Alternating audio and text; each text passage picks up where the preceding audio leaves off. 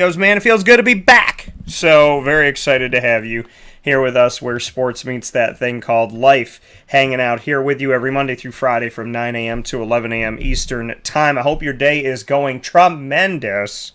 And as you know, Wake Up Call with Dan Tortora, we didn't leave you empty-handed this past go-around here. You weren't without anything. While I was on vacation, Wake Up Call with Dan Tortora featured specials throughout the time, throughout that week, and we were able to showcase with you some incredible stories from incredible people.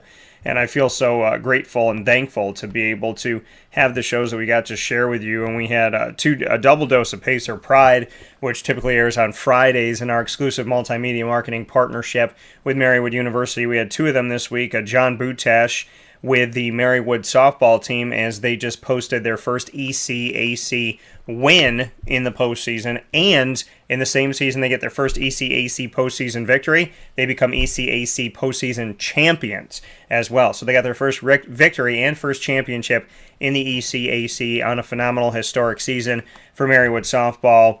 And definitely want to thank John Butash for being a part of the show. Rob Aarons aided the track and field team on the men's and the women's side to win yet again in track and field in the Atlantic East Conference to take the title there in the Atlantic East. And that is a three-peat, 3 seasons in a row for track and field at Marywood University. So you got to hear from them. You also had the opportunity to hear from Ryan Micheletti, the new associate head coach and recruiting coordinator, on positivity.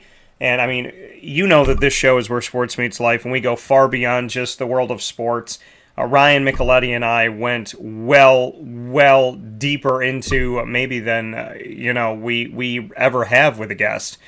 The positive side of things and adversity and just good messages and things to live by and things to help yourself and how to grow and how to evolve and how to get better and how to treat people well.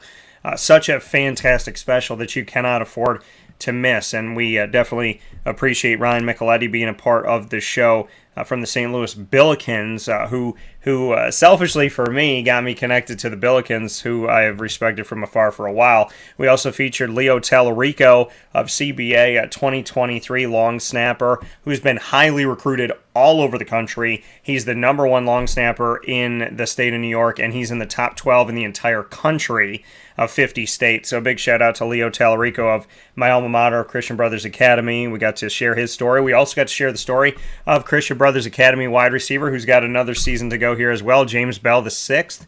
And we did that show from on-site, on location at Ma and Pa's Kettle Corn and Popcorn Factory, which is owned by his awesome family and his mom and dad, James and Angela. So we got to feature the story of James Bell the 6th and kind of what he's going after and what he wants and what he took away from this season and so much more. So a shout out to James of Christian Brothers Academy as well. We got to feature my Jimmy Boeheim special, Becoming Jimmy, which is brought to you by Pizza Man Pub on 50 Oswego Street in Baldwinsville, New York. We got to do my Becoming Buddy special with Buddy Boeheim, brought to you proudly by the Wildcat Sports Pub on 3680 Milton Avenue in Camillus, New York. And so got to do all of those and share all of those with you. And of course, I just want to thank everybody. I want to thank everybody for, what they did to help make this week of shows possible. So I got to actually take a true break and relax and spend some time out there and just taking it all in. I do also want to give a shout out to Jake Zembeck, who was our feature this past week as well, from Penn State, who came from Aquinas Institute in Rochester, New York, was highly recruited, went off to Penn State, was supposed to be their future quarterback, ended up just never recovering fully from an injury to get back onto the field. And James Franklin, who dedicated a scholarship to him, kept his word, had him sign a medical scholarship, kept him on the staff, and allowed him to not only be a part of the staff, and not just say he was a part of the staff, but to have Jake be a true part of the staff. As Jake said, he's like, James said, the playbook, you know what it is, like, the ins and outs of it. So he saw Jake as an asset, let Jake stay on the team, let Jake help the team, help the players, help the quarterbacks, and then allowed him to travel as well. with the team. So I want to give a shout out to James Franklin for doing that, and for Penn State for doing that, and Jake Zembeck for his awesome story about life after football, and when things don't go exactly how you want it, how do you continue forward? So really great story from Jake, and I want to thank him too for everything that he brought to the table. So a lot of great stuff that we were able to air for you while I was on vacation. So I just want to give a big time shout out to everybody who helped to make that possible for me, as it was a lot of work to get everything set and ready to go so that I could actually take some time for myself and spend some time. So I want to definitely thank you all for your patience. Thank you for your positivity. Thank you for tuning into the shows. We set some records this past week on Wake Up Call with Dan Tortora, and it has been incredible. So, to know that I was on vacation and we had prepared all these specials for you while I was out on vacation, and to see how you responded to them, and the dedication that you had to them, and the positivity and everything, and the fact that you watched, and the fact that you went back and watched, and you shared it, or you liked it, or whatever you did with it. I cannot thank you enough for being a part of my show and being a part of everything that I work to do here all the time. So a big thanks to you all, because you all made it possible, right, for the show to go on as I was on vacation. So thank you for that, and thank you to all my incredible guests and all my incredible partners in Central and Upstate New York and beyond, who made a fantastic week of shows, and at the same time gave me time to relax. So it's a really cool thing when you could go relax and have yourself a nice break, and at the same time have a great lineup of shows, and to be able to share that with everybody. So thank you to all of you from the bottom of my heart for everything that you helped to bring to the this past week, and everything you always bring, just by listening, just by clicking on it, just by sharing it with somebody. A little goes a long way. So I want to send you my gratitude and my thanks this morning. I really do appreciate it. So with that being said, on Wake Up Call with Dan Tortora, where sports meets that thing called life, that thing. So always happy to be here with you. We got a lot of stuff coming up for you today. We're going to take a look around the sports world. You haven't seen me in traditional sense in the last week, so we're going to make sure that we spend today. I'm going to be sharing with you my thoughts and some things that have gone on in the sports world, and would love to hear from you. Love to hear what you have going on, and what you have to say about the current happenings of the world of sports, because there's a lot that's been going on here on in sports, and be it the WNBA, or be it the NHL, the NBA, the XFL, the NFL, fan-controlled football, the USFL. There's a lot of things to get into, and we're going to make sure that we jump into all of that this morning with you. So thank you for being here, and thank you for hanging out inside of the Cafe Kubal studios. Cafe Kubal, very special part of what we do here on Wake Up Call with Dan Tortora. I cannot thank Cafe Kubal enough for all that they do in our community, and what they do to, just be something special here on the show. The fact that, we're a morning show, so when you wake up, a lot of people wake up with a good old cup of coffee, and we ask you to do that at Cafe Kubal. A cup of coffee, cup of tea. I'm a tea guy. I love to drink my tea. As you know, it's good for the throats. So I like to drink my tea, and so you can make sure to go off to Cafe Kubal today. Get your chais, get your teas, get all of that for yourself, and of course get your coffee at Cafe Kubal this morning. You can go to 324 West Water Street, 401 South Salina Street, as well as by going to 3501 James Street, the OG location, the original location of Cafe Kubal. So make sure you head out there today. And of course, you can also find Cafe Kubal. Those are all in Syracuse. And you can also find Cafe Kubal on 343 Fayette Street in Manlius, New York, in the giant behemoth of a brown stripe building with an all-new expanded parking lot. So make sure you go out there and enjoy them today. And of course, you can also find them on the corner of Route 11 and Taft Road at Sweetheart Corners. So make sure that you do that today, and hang out there in North Syracuse on the corner of Route 11 and Taft Road, like I said, at Sweetheart Corners. So make sure that you enjoy some Cafe Kubal this morning and support local, and we appreciate you for doing that. So A lot of stuff to get into, like I said today, a lot of things to unpack, and very excited about the opportunity to bring all of that to you here where sports meets that thing called life from inside of the Cafe Kubal studios. So the first thing that I want to jump into here and give a shout out to is, the world of the WNBA. I don't think the WNBA gets enough respect by any stretch of the imagination. And I think that those times, first and foremost, it should have never been like that, but it's the times needeth to be changing. And so I do want to give a shout out to the WNBA here, and a player whose name you should know even if you haven't watched it. She's the same age as me, Chicago Sky's Candice Parker, the oldest WNBA player. So big shout out to Candice Parker. She's a forward center for Chicago and for that Chicago Sky team. Shout out to my homeboy and best friend, Mr. Evan, and he is out in Florida right now, He's out in Chicago right now, so he's in Candace Parker territory doing his thing. So I just want to give him a little shout out, send him my love, and I hope you're doing well. I know you're doing well, buddy, so I hope you're enjoying your trip. I hope you're getting the most out of it. Knowledge, wisdom, experience, networking, and more than anything, I hope you're building great memories and great relationships with people. And I just want you to know, as you always know, that you have my love and my support. And I'm extremely proud of you. I'm happy for you. I'm thankful for you. So on this birthday week of yours, I really hope you take it all in Chicago and have a great time. So God bless you, buddy, and I'm always with you.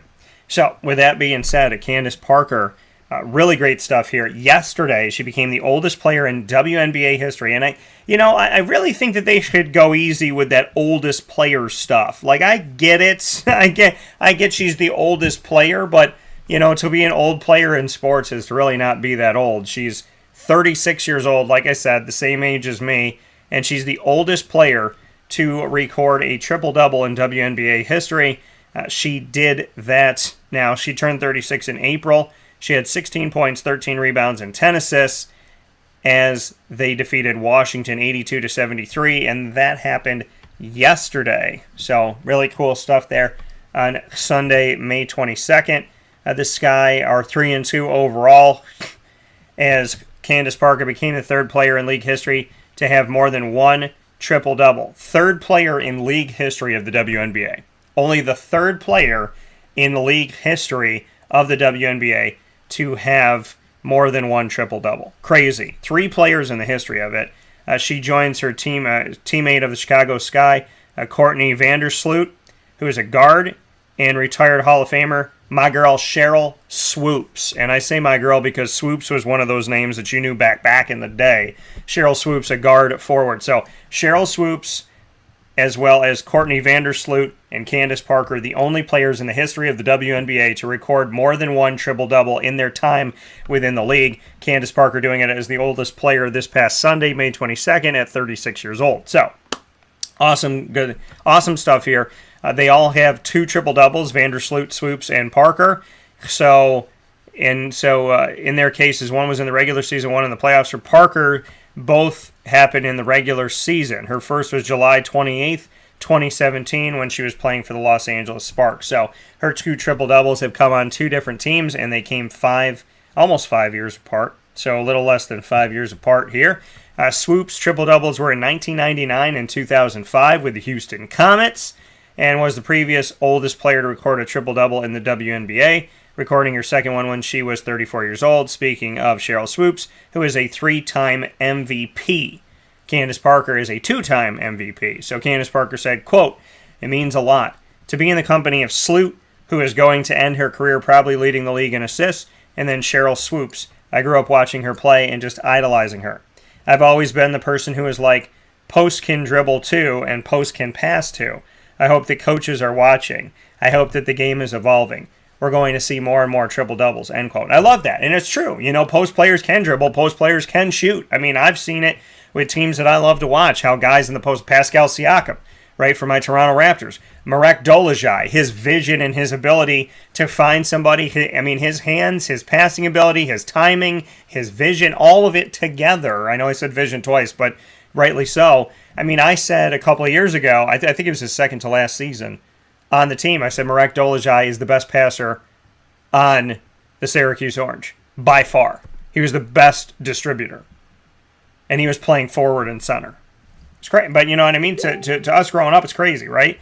Because you don't expect that. You don't anticipate that. That's not how basketball typically was. But that's how it is now. Now, Vandersloot got her second career triple-double last season in the playoff semis as the Sky won their first championship. And Vandersloot's first one was in 2018. So kind of interesting here. Her first one was in 2018. Her second one was in 2021. And so you see like that distance. And then her teammate, Candice Parker, 2017, or pardon me, Candice Parker was back, 2017 and 2022. So not too, kind of similar distances there. Now, Vandersloot was aware that Candice Parker was one assist away. Vandersloot called her own number to make the basket that would give Parker that 10th assist, which came with 21.2 seconds left. Parker said, quote, "She told me to pass to her and she was going to make the layup. She was adamant about me getting my 10th assist. That's why I love this group. We play for one another, we get hyped for other successes, and we celebrate it," end quote. So really cool stuff here. Head coach of the Chicago Sky, James Wade, said, quote, "It's just a special moment. It's amazing, the chemistry these two have. Courtney had to make a tough layup. I just appreciate coaching both of them," end quote. So a lot of great stuff here.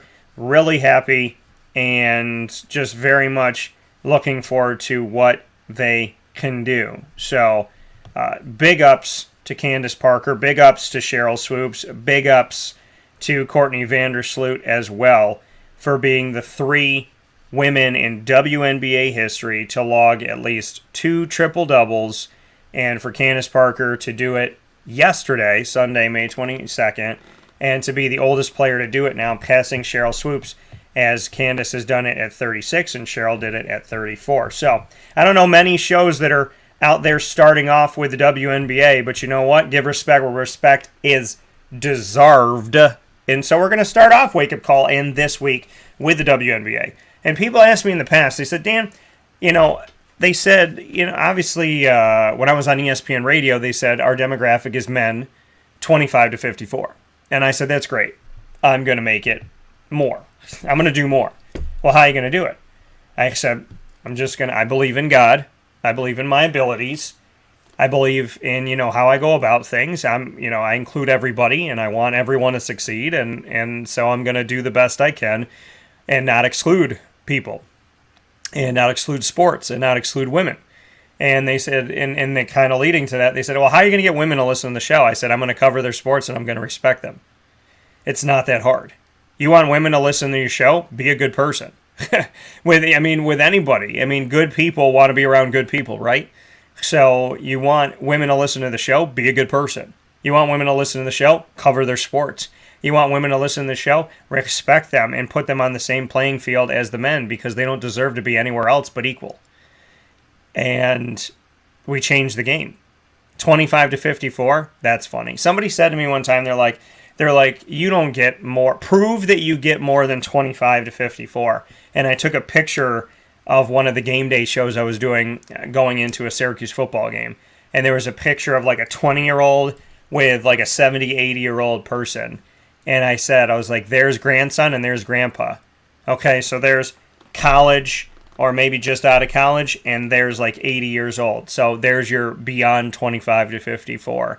And the shows that we do, we work a lot with the high schools, we work a lot with kids in the community and colleges and universities.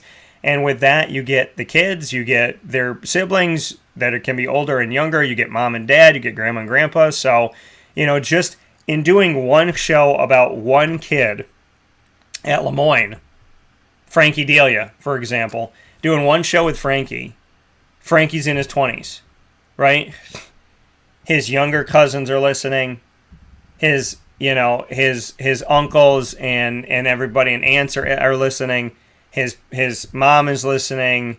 His grandparents are, you know what I mean? So it's like you look at just Frankie, just the Delia family, and you got people listening that could be 4 years old and people listening that could be 70. So how do I know? Because I know. And it's not that hard to respect people and, I think the women are doing a tremendous job, and I'm very proud of the WNBA for lasting. That was my concern, is that it took forever to create, and if people were against it or didn't want to support it, could it last? And it has, and I'm grateful for that, and I'm thankful for that. I'm thankful for the NWSL that I thought was in trouble a few years ago, that the National Women's Soccer League, that is going strong, that them and the WNBA both have 12 teams within them, and they have good sponsorships. So I'm looking forward to what's going to come from here, and I'm very much hoping the best for that. Greg said, welcome back, DT. Big congratulations on your engagement. Thank you, brother. Appreciate that. So for those of you that don't know, I got engaged over this past week. So that happened. I got engaged on Tuesday, May 17th, so a week from tomorrow, or a week ago tomorrow. And so, yeah, I got engaged on Tuesday, May 17th of this year. And, yeah, I just, I don't know what to say. You know, it was a time in my life that felt like the right time to do it, and the right person to do it with.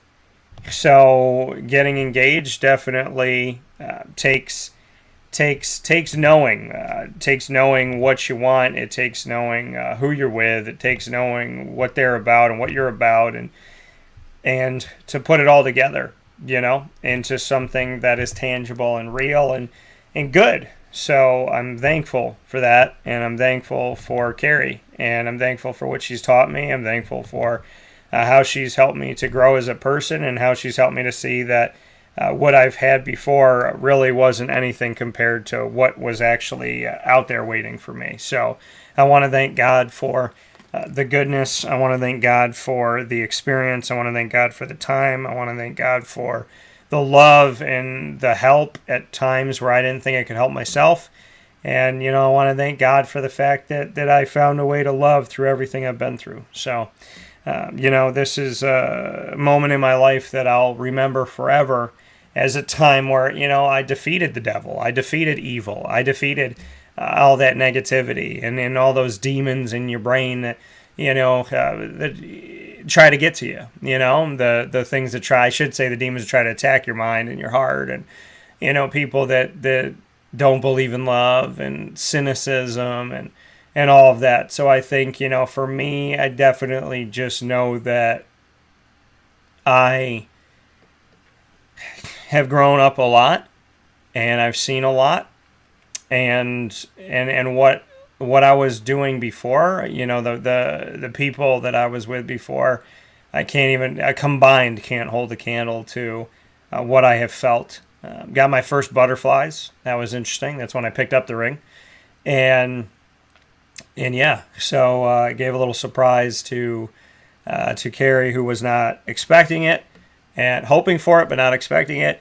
And so, you know, I definitely am proud and honored to be with you this morning, and to have gotten to a place in my life where I know who I am and I know what I bring to the table. And I think that that has kind of gone understated with me, not really knowing who I am, and I mean, deep down, yes, but now, like, fully understanding, like, it's okay to be a big Disney kid, and you know, it's okay to ask somebody to marry you when you're wearing a Baby Yoda shirt and she's wearing a matching one. So pretty cool and a lot of fun, and so thank you, Greg, for that, and I appreciate that. So shout out to everybody. I tell you all to chase love and to get after it. So I hope the best for all of you.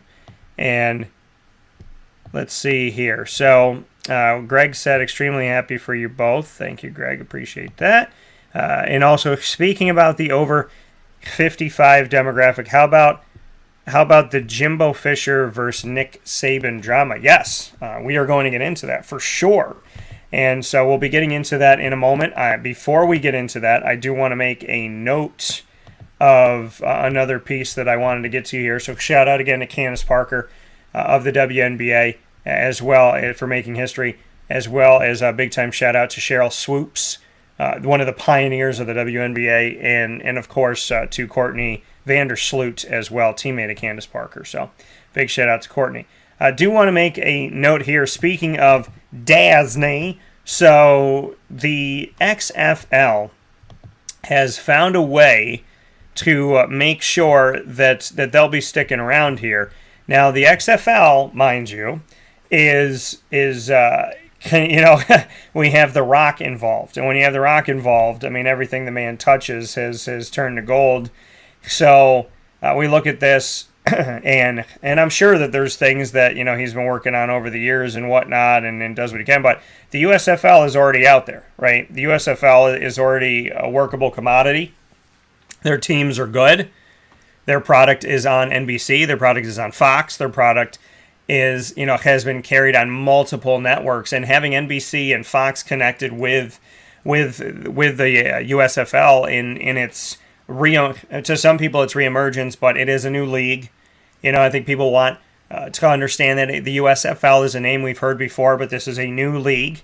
The XFL is a name we've heard before, but this is a new league. And, these products that are not the NFL are rising. And I think in the past, people were like, we like the NFL. Like, we don't need anything else. Like, we're good here. We don't want a knockoff brand.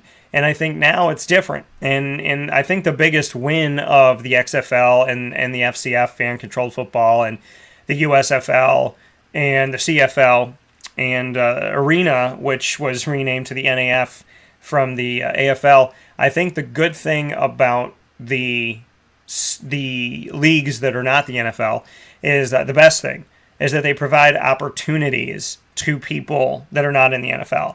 They provide opportunities to coaches. They provide opportunities to student athletes and professional players. They, student athletes that are looking for a home, professional athletes that maybe had a home and were displaced out of the NFL and looking for a new home.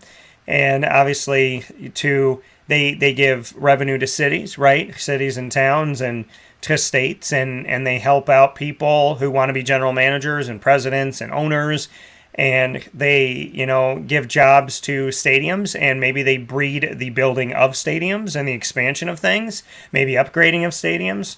So there's a lot to be said about when these leagues come out. I think the biggest thing for me personally is because I'm friends with so many of these athletes that it gives them another opportunity if they don't make it into the NFL ever, or if they don't make it into the NFL right away, that they can still be a professional player, they can still live their dreams, and they can still really enjoy and get the most out of that. It used to be NFL or nothing, and now, these players know that there's another place to go. The CFL, multiple places to go. The CFL has been around for a long time, but and arena leagues have been around for a long time too. But now to, see the emergence of the USFL and the XFL, I think there's a lot to be said about what they're doing. And the FCF, fan-controlled football, kind of interesting to me. I think fans are fickle, so I think it's hard to when you're watching a game where people have control, and if you give them control, then they're going to want control of the NFL. And, it's just, it's like a good idea because it's like video game brought to life, and it gives people a reason to watch, right? It makes you different and unique, but at the same time, does it do well for the game? And that's kind of a question. So, that's its own thing, the FCF, fan-controlled football, and I think there's positives to it, but I also think that, when you put fans in charge, as you know, folks, it's kind of like having a comedian go to a show and asking a crowd of 30,000 people to pick the topic of joke that they're going to tell next, or, what do you want me to talk about? Not everybody in the room wants you to talk about the same thing, and that person that shouts it out may just be shouting it out to shout it out, and not really to not with any desire to actually have something positive come from it. So, I think putting fans in the driver's seat is interesting, and I think it's unique. Again, I think it's like it's your shtick, right? It's the thing that you're doing to separate yourself, and at the same time, I think that it also, is it's a dicey thing. But the XFL, to get back to that, they have a multi-year agreement to air all their games on ESPN and other networks that are owned by the Walt Disney Company, which The Walt Disney Company, and I know from being down there, Walt Disney Company is very prominent, also very disrespectful to people in what they're making people pay.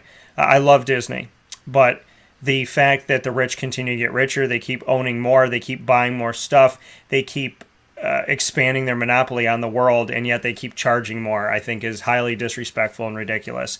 I think if I could make a little sidebar thing here today, I've been a Disney kid my whole life. I've been a Disney fan my whole life, and we deserve better from Disney. They are charging to the point where even the people working at Disney are making comments about the fact that their cakes are smaller, they don't have the same opportunities, they do nothing for engagements. And, the restaurant I was at, they're like, yeah, we used to do something, but we can't do anything for your engagement. So, I think it's become a place where it's all about the money. And whenever something's all about the money, it kills the brand. So Disney, I pray and I hope that the place that tells us this all the time realizes that it all started with a mouse. And to forget that you're there as a place for people to reset their battery, recharge their battery, a place of happiness, a place of goodness, a place that should be showing the world what we should aspire to be, a positive place. So if you've forgotten that's who you are and you've forgotten about dreams and positivity, I hope you find it. I really do, because I love Disney, and it being strictly a business is not good enough. So please do better to the Walt Disney Company. With that being said, the XFL has all of its regular season games and playoff games will be airing on ESPN and other networks owned by the Walt Disney Company as part of a multi-year agreement beginning in February 2023 and continuing through the spring. 40 regular season XFL games, 2 playoff semifinals, and a title game will air on ESPN, ABC, and because Disney acquired 20th Century Fox, they will also be able to show the games on FX. Now, the deal also includes content rights for Disney's digital, social, and streaming outlets like ESPN+. Now, the 8-team XFL is returning under new owners Danny Garcia, Dwayne "The Rock" Johnson, and Jerry Cardinal's Redbird Capital Partners.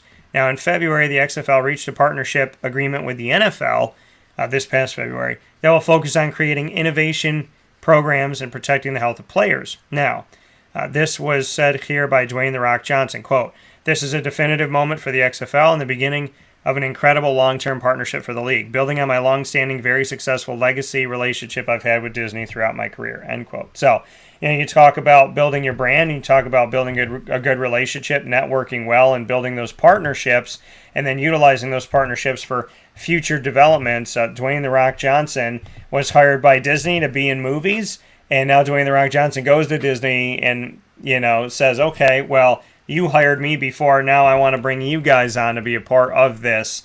What do you say? So it's kind of cool how, he was building his brand, and now he's building another brand in the XFL with Danny Garcia and partners, and we see, the creation of this partnership with Disney. So very cool to see that, something that I respect as a business owner and as someone who loves to network and build partnerships and relationships. I don't call them sponsorships. I call them partnerships, because a sponsorship is somebody hands you money and walks away. A partnership are businesses that work together with me in order to deliver their message the way that they hope to deliver it, and to be unique and innovative, and know that the experience of working with me and my touch on it is different than anybody else's. And I think Dwayne "The Rock" Johnson's doing the same thing, saying, hey, my touch on a brand is very different than what you're going to get in other places, and I respect that, and I respect his work ethic and what he's brought forward. So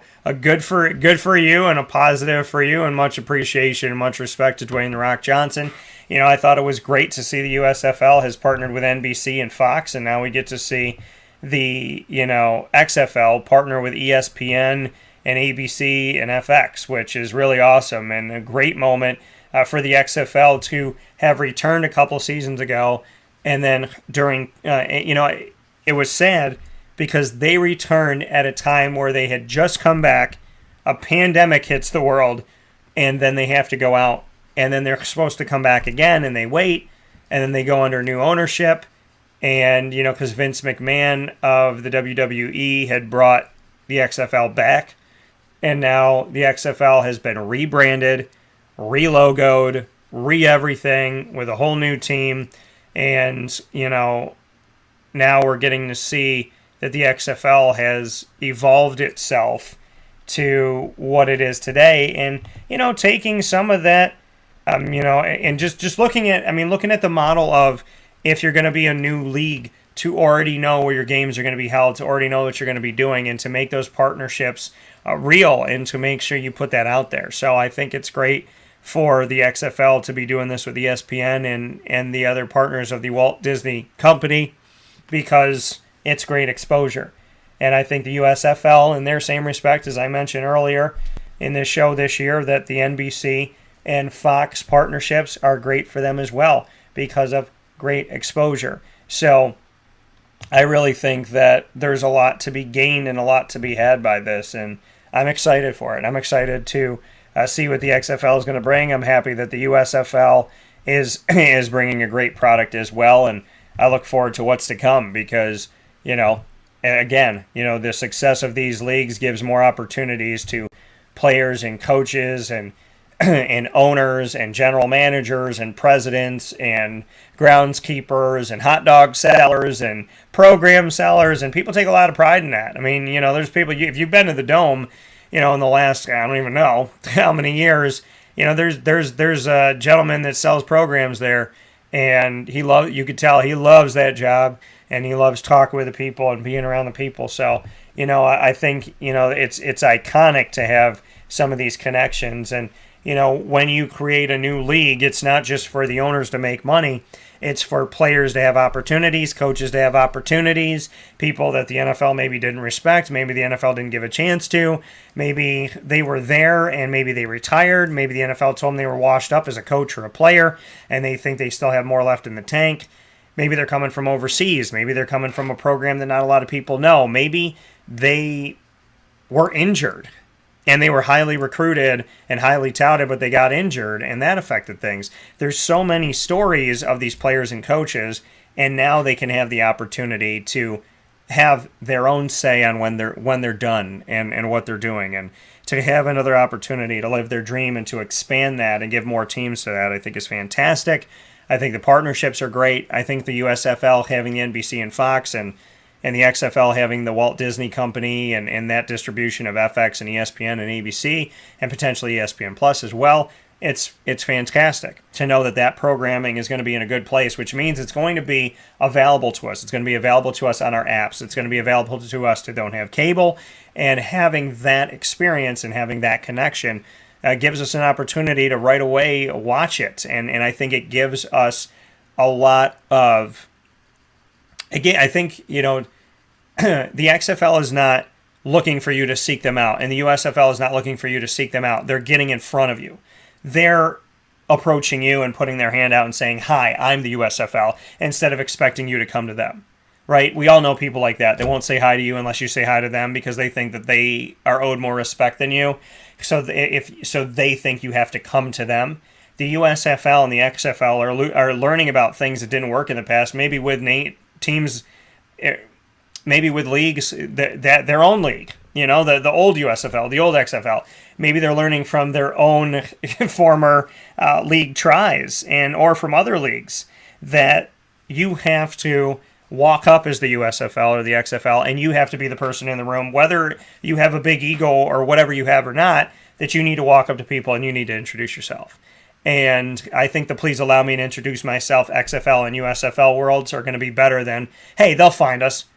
Football fans love football. They'll find us." No. I mean, that was the model before, right? We're great. We have an ego. They'll come find us. They need us. They want us. No. You go out to them and you say, "This is why you should come. This is why you should be here." Humble yourself and hand out a business card. Humble yourself and hand out a brochure. And a little goes a long way. Even if you get 5 people of the 5,000 people you handed out a brochure to, it's still more than 0. So I applaud both of the leagues for doing the work that they're doing and the partnerships they have and how they're going about everything. So, with that being said, we're going to take a step aside for a fast break. When we come back, we'll be talking to Greg. I know you brought it up here. We'll be talking about Jimbo Fisher versus Nick Saban and just kind of the world that we're living in today. And we'll discuss it. We'll discuss what's going on. Again, name, image, and likeness rearing its ugly head, and transfer portal rearing its ugly head once again.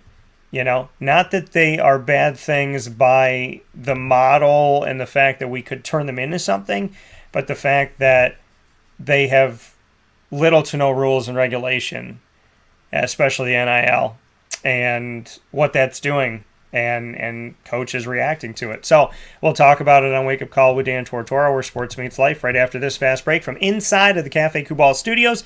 While you watch and listen to the show today, head out to Cafe Kubal during the show or after to grab yourself a cup of the good stuff at Cafe Kubal. And remember to continue to support local.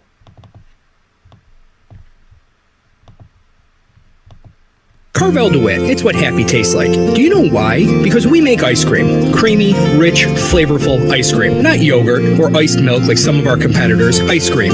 Fresh, by hand, daily. For the calorie conscious, we have something new for you. Our new Carvelite. Same great flavor, creaminess, and texture of our regular ice cream with only 35 calories an ounce. So whether you want an ice cream cake, flying saucer, dasher, carvalanche, hard or soft ice cream, we will satisfy your craving with our fresh, handmade regular or new Carvelite ice cream. Carvel DeWitt. It's what happy tastes like.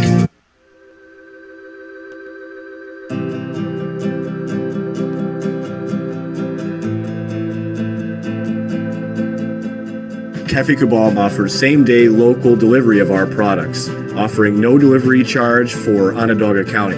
Shop cafekubal.com for fresh roasted coffee beans, cold brew, travel mugs, and all your essential Cafe Kubal needs. Cafe Kubal, coffee for the soul.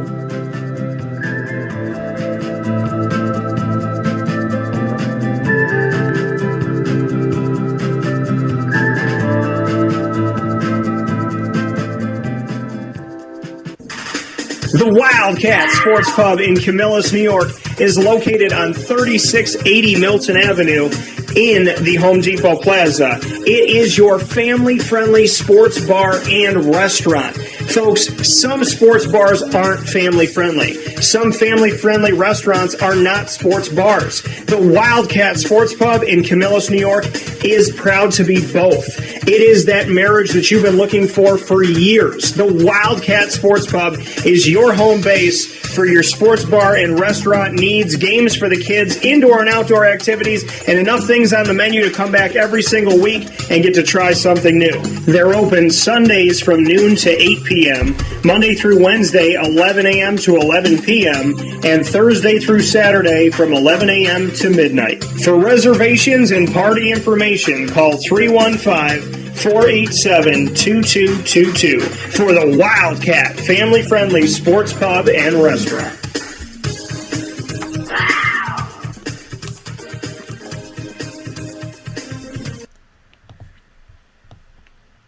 Welcome back here to Wake Up Call with Dan Tortora from inside of the Cafe Kubal studios. You are watching here with us on youtube.com/wakeupcalldt, facebook.com/wakeupcalldt, and facebook.com/livenowdt. You're also listening worldwide on mixlr.com/wakeupcalldt and on wakeupcalldt.com. So top of the morning to you. Welcome back here to the Cafe Kubal studios, and welcome back to Wake Up Call, hanging out with you back in the lab. And guess what happened? Fa-boom, dude's resilient. Fresh Prince was hot. The movies killed him. It's a song by Will Smith. And if you know me and you know my buddy Evan, I was telling Carrie about this yesterday. We'll say something, and like I'll say back in the lab, and then my head will go, and guess back in the lab, and guess what happened? Fa-boom, dude's resilient. And then Evan would say Fresh Prince was hot, the movies killed him, because we say things that remind us of lyrics, and then the other person, 99% of the time, can complete the lyric that we started. So it's pretty crazy, but it's like we have the same musical library brain. And so a lot of things similar with my best bud. So big shout out to Evan, and I love you, brother. And again, I hope you're having a good time in Chi-Town in Chicago. So with that being said, to jump into the conversation about Jimbo, and Nick Saban. I've interviewed them both, and interviewed Nick Saban this past season in the college football playoff, and his answer to my question about Cincinnati and whether or not what his thoughts were about the team on the other sideline. And he said that there was no question that Cincinnati deserved to be in the college football playoff. And I thought that was really cool coming from Nick Saban because, if the college football playoff committee can't appreciate and respect schools like Cincinnati, but Nick Saban does, well, that's a school that you respect in Alabama. So if he is, then, that it's funny how you don't necessarily respect Cincinnati. The college football playoff committee didn't feel like they respect anybody in the American Athletic Conference. So it's like, and I'm not saying they for sure don't. I'm saying that's what it looks like. That's my hypothesis. So, and I think that would be I think that would be the belief of many people out there because that's what it definitely looks like. So, it's kind of this weird road of like they don't respect the American Athletic Conference, and I understand Cincinnati's moving, but it's like they don't respect teams like Cincinnati. But then they respect Nick Saban in Alabama, and Nick Saban in Alabama respect Cincinnati. So now by some like mutual friend approach, maybe that can help by hearing like, oh, well, we don't respect him and we don't care. Oh, but Nick Saban cares and he's the greatest coach in college football. Okay, well, if he cares, then maybe we should pay attention. So it's funny how, the college football playoff has much love for Alabama and seemingly little to no love, except for this past year for Cincinnati. And so now to see, and I think Cincinnati should have been ranked higher than the 4 seed, but that's where they put them, and that's where I knew they would if they were going to let them in. So I still think there's a level of disrespect there. I think Nick Saban saying positive things to me and to the world about Cincinnati could hopefully help them in the future. And then Jimbo Fisher, I spent a lot of time with Jimbo when he was at Florida State and talked to him sometimes weekly on the teleconferences. So it's definitely been great to speak with them both, and I appreciate both of them. So, but they have they have had a tumultuous time here recently. So we can definitely get into this. This is a meaty old thing here. There's a lot going on here. So we'll just kind of kick things off here now. Nick Saban had said this past Wednesday that Texas A&M, quote-unquote, bought every player in his 2022 recruiting class. And Jimbo Fisher called those comments, quote, despicable. Now, he was visibly angry. Now, Texas A&M's head coach Jimbo Fisher said, quote, we never bought anybody. No rules are broken. Nothing was done wrong. It's a shame that you've got to sit here and defend 17-year-old kids and families and Texas A&M. Because we do things right, we're always going to do things right. We're always going to be here. We're doing a heck of a job, is what Jimbo Fisher said. Now, he said, quote, it's despicable that a reputable head coach can come out and say this when he doesn't get his way. The narcissist in him doesn't allow those things to happen. It's ridiculous when he's not on top, end quote. So he didn't say Nick Saban, but he did sound like he was talking about somebody. He said a reputable head coach can come out and say this when he doesn't get his way, showing that, this coach is like a crybaby. The narcissist in him doesn't allow those things to happen. It's ridiculous. It's ridiculous when he's not on top. So how about that?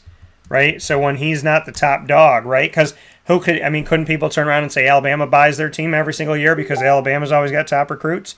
So, they could say that. And I think if you're Nick Saban, you got to be careful what you wish for when you go and attack somebody. The definition of a narcissist, a person who has an excessive interest or admiration of themselves. So Jimbo Fisher using that word, very interesting here. Now, Texas A&M signed 5 five-star prospects in the 2022 ESPN Top 300, with 20 of them ranked in the top 150. Now, it's considered the top-rated group in the modern era of recruiting rankings. So, now Jimbo Fisher and Nick Saban did work together. Jimbo Fisher was Nick Saban's offensive coordinator and quarterbacks coach at LSU from 2000 to 2004. Now, Jimbo Fisher said, quote, "Some people think they're God. Go dig into how God did his deal. You may find out a lot of things you don't want to know. We build him up to be the czar of football. Go dig into his past or anybody's that's ever coached with him. You could find out anything you want to find out, what he does and how he does it. It's despicable." End quote. So you poke the bear. I mean, that's how I look at this. You poke the bear, right? Nick Saban comes out and says Texas A&M. I watched the video. He's having a little discussion, and I mean, Nick Saban's just sitting there, legs crossed, having a little fireside chat. It looked like one of those things when they do a little forum at a convention, right? When everybody's sitting and like the director's there and the top actor and maybe the screenwriter, and they're all just sitting talking about the movie. That's it was just kind of this calm, sitting, relaxing, talking. And then Nick Saban was, then he said Texas A&M bought every player. And that provoked Jimbo Fisher to say a lot of things. And Nick Saban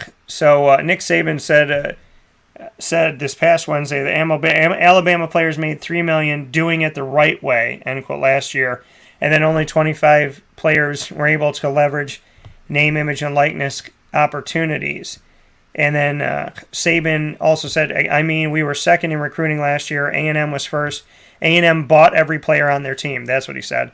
Made a deal for name, image, and likeness. We didn't buy one player, all right, but I don't know if we're going to be able to sustain that in the future because more and more people are doing it. It's tough. And so that almost sounds like he's saying, hey, we're going to have to buy players too. It almost sounds like he's saying, hey, name, image, and likeness just kept Alabama from being top in recruiting because Texas A&M bought their players. So now it sounds like we're going to have to do it. He said, I don't know if we're going to be able to sustain that in the future because more and more people are doing it. It's tough.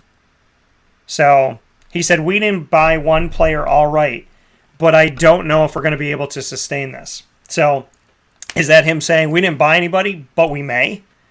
And if you start buying the players, you just say, well, everybody else is doing it, so I'm going to do it too.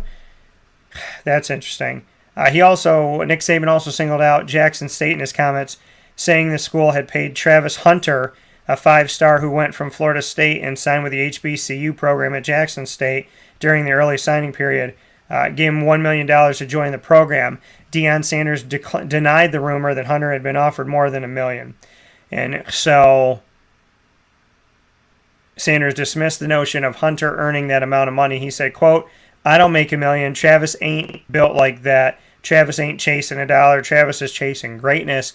Travis and his family don't get down like that. They never came to us in search of the bag. They're not built like that. The kid wants to be great, end quote. Now, Jimbo Fisher went on to say, quote, what's funny in that talk right before he said that about us, wasn't he soliciting funds from the crowd? It's amazing, isn't it? When you walk on water, I guess it doesn't matter, end quote. So, Jimbo has definitely, and mind you, almost nobody beats Alabama when Nick Saban's the head coach, and Jimbo Fisher did it. So, he did it at Texas A&M. And he definitely has shown that you can make the king bleed. So that's interesting here. Nick Saban said, look, I should have never singled anybody out, and I wasn't saying that either one of those schools did anything wrong. I didn't intend it to mean they were buying players, but more that you're able to buy players now and it's totally legal. You're just using name, image, and likeness to do it. What I'm saying is that it's not good for the game and is only going to get worse unless there's some federal legislation, end quote. So I find that really funny that Nick Saban said I should have never singled anybody out, and I wasn't saying that either one of those schools did anything wrong. I didn't intend to mean that they were buying players. You said I didn't mean to single anybody out, but I singled people out. I didn't mean to single anybody out, and I wasn't saying that either of those schools did anything wrong. Well, by saying either of those schools, you're mentioning that you did single them out. If you can say I didn't mean for those schools, then you single them out. Because Jackson State and Texas A&M, you said it. You said it. You didn't mean to single anybody out. Let's go back to what Nick Saban said. I didn't mean to single anybody out. Let's go back to what Nick Saban said. A&M bought every player on their team. I didn't mean to single anybody out. And also talked about Jackson State saying the school paid Travis Hunter. So you single them both out, and then you said, I didn't mean to single them out. And I'm not saying that they did anything wrong. Yes, you are. Yes, you are. Now, Jimbo Fisher said Nick Saban had called him, but he didn't answer. He said, not going to. We're done. He's the greatest ever, huh? When you've got all the advantages, it's easy. You coach with people like Bobby Bowden and learn how to do things. You coach with other people and learn how not to do things. There's a reason, people. I ain't back and worked for Saban. Don't want to be associated with him. You can call me anything you want to call me. You can't call me a cheat. I don't cheat and I don't lie. I learned that when I was a kid. If you did, your old man slapped you upside the head. Maybe somebody should have slapped him. End quote. Bang! Smack him with it, Jimbo. Like, for real, though. I mean, come on. Jimbo Fisher, you poked the bear. Nick Saban, look at what you did. You disrespected one of your former coaches. And Jimbo Fisher might just be telling the world about who you are and how you do what you do, brah. See, people need to understand something. When you think you're untouchable, you get touched. Okay? When you think you're untouchable, you get touched. When you can't bleed, like in the movie 300, somebody sends an arrow, not to kill you, but to just cut your face a little bit, to show that the king can bleed. And to remind the king that the king can bleed. Nick Saban just went after one of his assistants. Let me tell you something about that. What do your assistants have with you? Private meetings. What do they have? Information. What do they have? Knowledge of how you go about what you go about. They have your inner workings. Your assistant coaches, especially your coordinators. You would venture to think in most cases, not in every case, but in most cases, that your coaching staff knows what you're about. They know what you do. I know things about coaches that don't know I know things about them. I know coaches from the inside, right? When I'm thinking in my head, hey, I wonder if they, it seems like this coach is this, and this. But this is my prognostication. Not my prognostication. This is my hypothesis. This is my belief. This is what I'm taking from the information that I have. And then you talk to a coach on the staff and they go, oh, Dan, it's like that, but it's worse. What? So, let me tell you something about what just happened here. Nick Saban just attacked a former coach on his staff. He just attacked a former coach on his staff. And I would venture to believe that Nick Saban and Jimbo Fisher had meetings back 2000 to 2004, had some time together, had some conversations of keep it to yourself, right? Had some don't tell nobody about how we do what we do. You just tried to blow up the spot of one of your assistant coaches. They know you and the inner workings of your program better than most. And if you're dirty, if you nasty, they know. I just had a conversation a few months ago.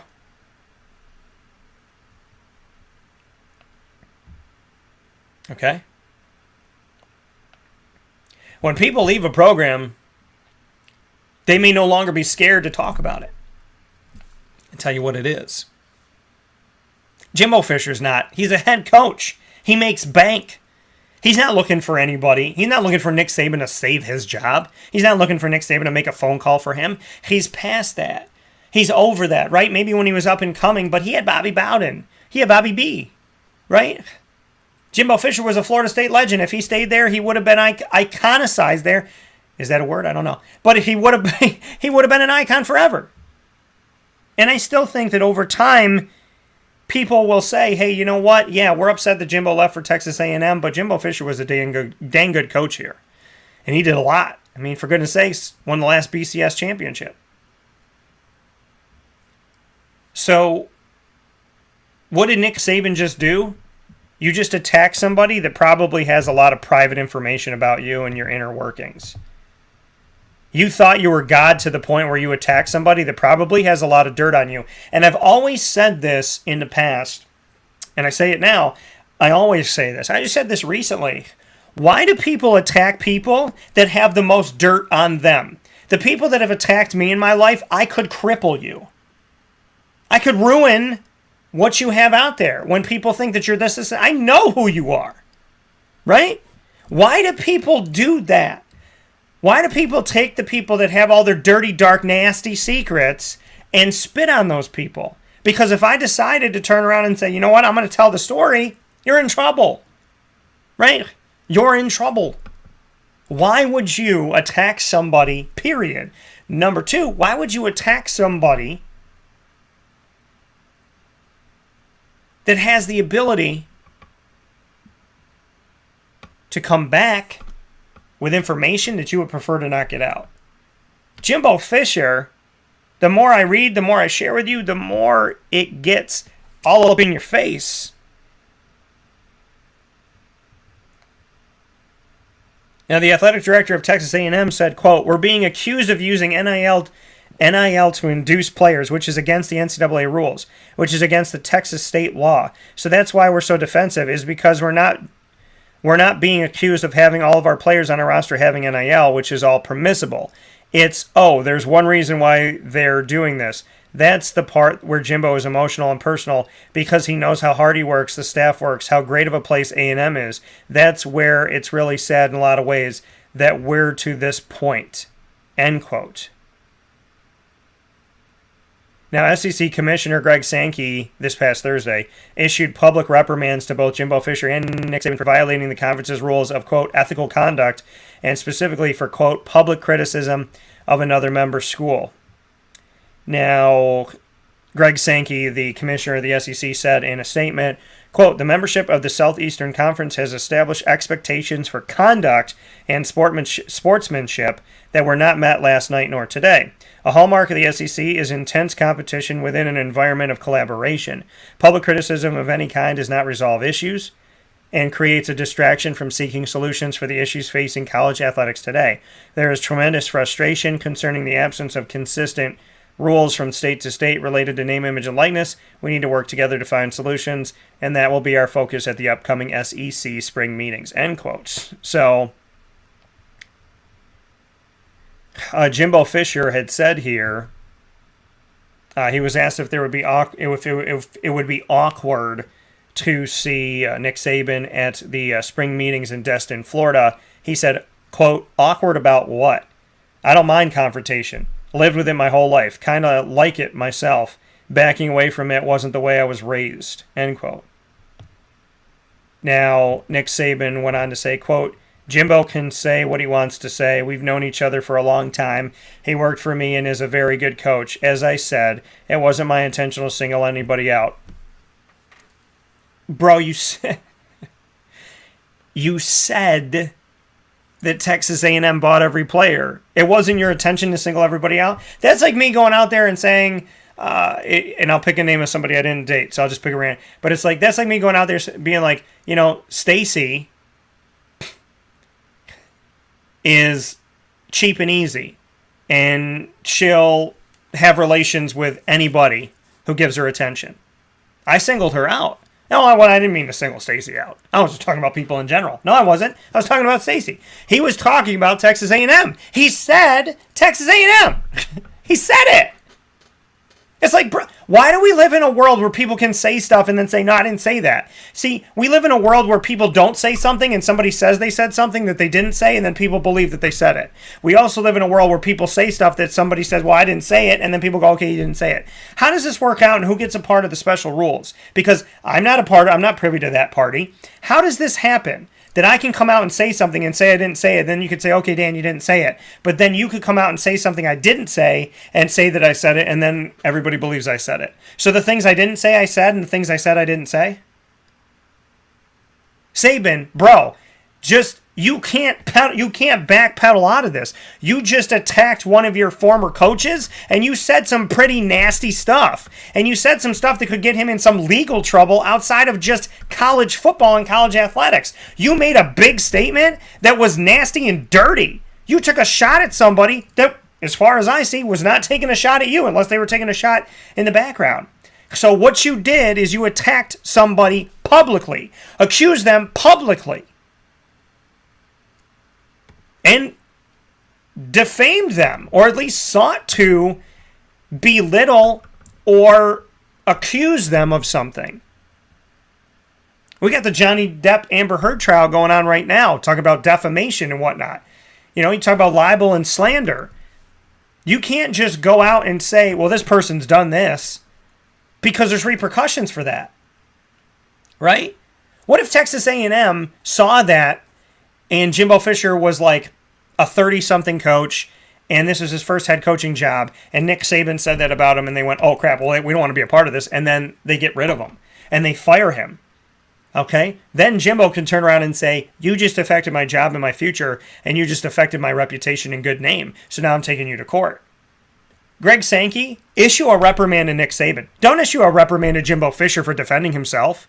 That's ridiculous. If somebody said that about me, I would find a way to be kind, considerate, and focused in my response to say, hey, you know what? I am not guilty of this. Okay? You should not have to come out and say you're not guilty, right? We shouldn't be living in a world where someone goes, he raped me, and you didn't, and you have to actually come out and say, I didn't do this, and here's proof, right? You shouldn't have to live in a society where somebody's like, well, they said this, and you're like, no, I did not. But then you have to go, you have to come out in public. You shouldn't have to do it. If you haven't done something, you shouldn't have to come out and defend something that didn't happen.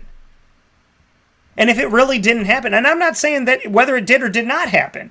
What if it did happen? But what I'm saying is Nick Saban came out and he made a statement that is it is deafening and defaming to Jimbo Fisher.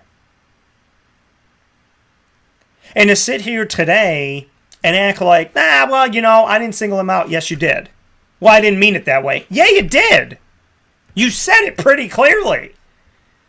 You didn't really leave anything up to our imagination. Texas A&M bought every player. Pretty clear to me what you said.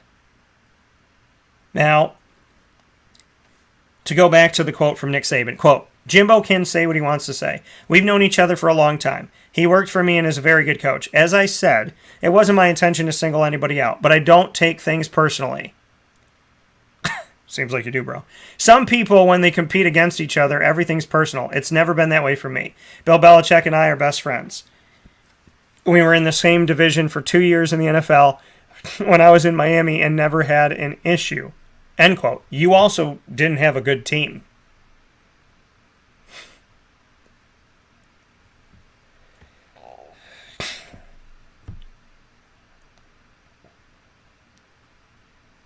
So, I mean, this has really put us in a place where, listen, the NIL is a problem, and it's been a problem. Is it a problem for a billion-dollar institution like the NCAA to make money hand over fist on these players and then claim that they're a non-for-profit? Yeah, that's a problem. But you can't have NIL exist with no rules or regulations. And somebody said on their show on Sirius Radio a few weeks ago, did anybody really see it coming? Did anybody really see it was going to be this bad? And I went like this. Yeah. Go back and watch the show. Go back and watch Wake Up Call. Go listen to the tape. Have I not been warning you from the institution of NIL that this was going to be a problem? Not that it's a problem that a billion-dollar non-for-profit finally has to allow players to make some of that money. That's not the problem. The problem is there's no rules, there's no regulations. The problem is 9 states, if I am correct in what I remember reading, 9 states had approved some type of NIL in their state. 41 states had not approved it. So, how can you put yourself in that situation where the overwhelming majority of the country had not agreed to NIL, and then the NCAA says, well, screw state law, you all have to allow it this year? Where does the NCAA have jurisdiction to make decisions for states? Is the NCAA a legislative body inside of the national government? No, they're a business.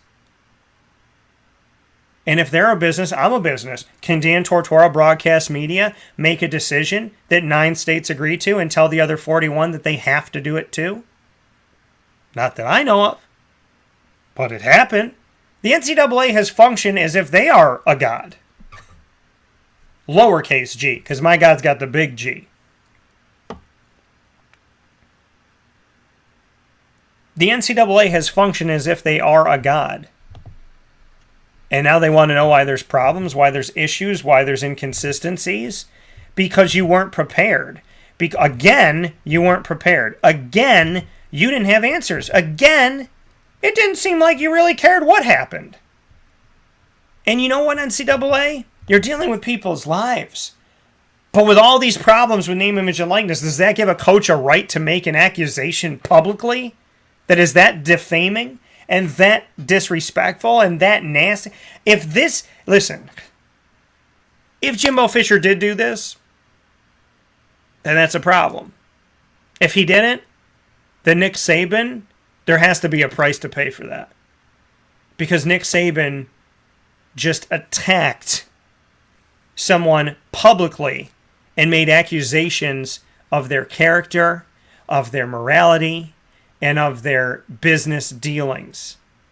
As far as I'm concerned, if Nick Saban went out there and told a lie and tried to defame Jimbo Fisher with no truth or fact to what he said, then Nick Saban is legally in trouble.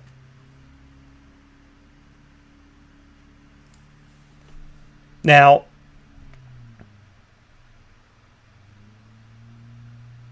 Jimbo Fisher said, quote, "It's disgusting what we're into right now, especially by the people, throwing the darts who have no glass in their house. It's despicable for what it does for the sport," end quote.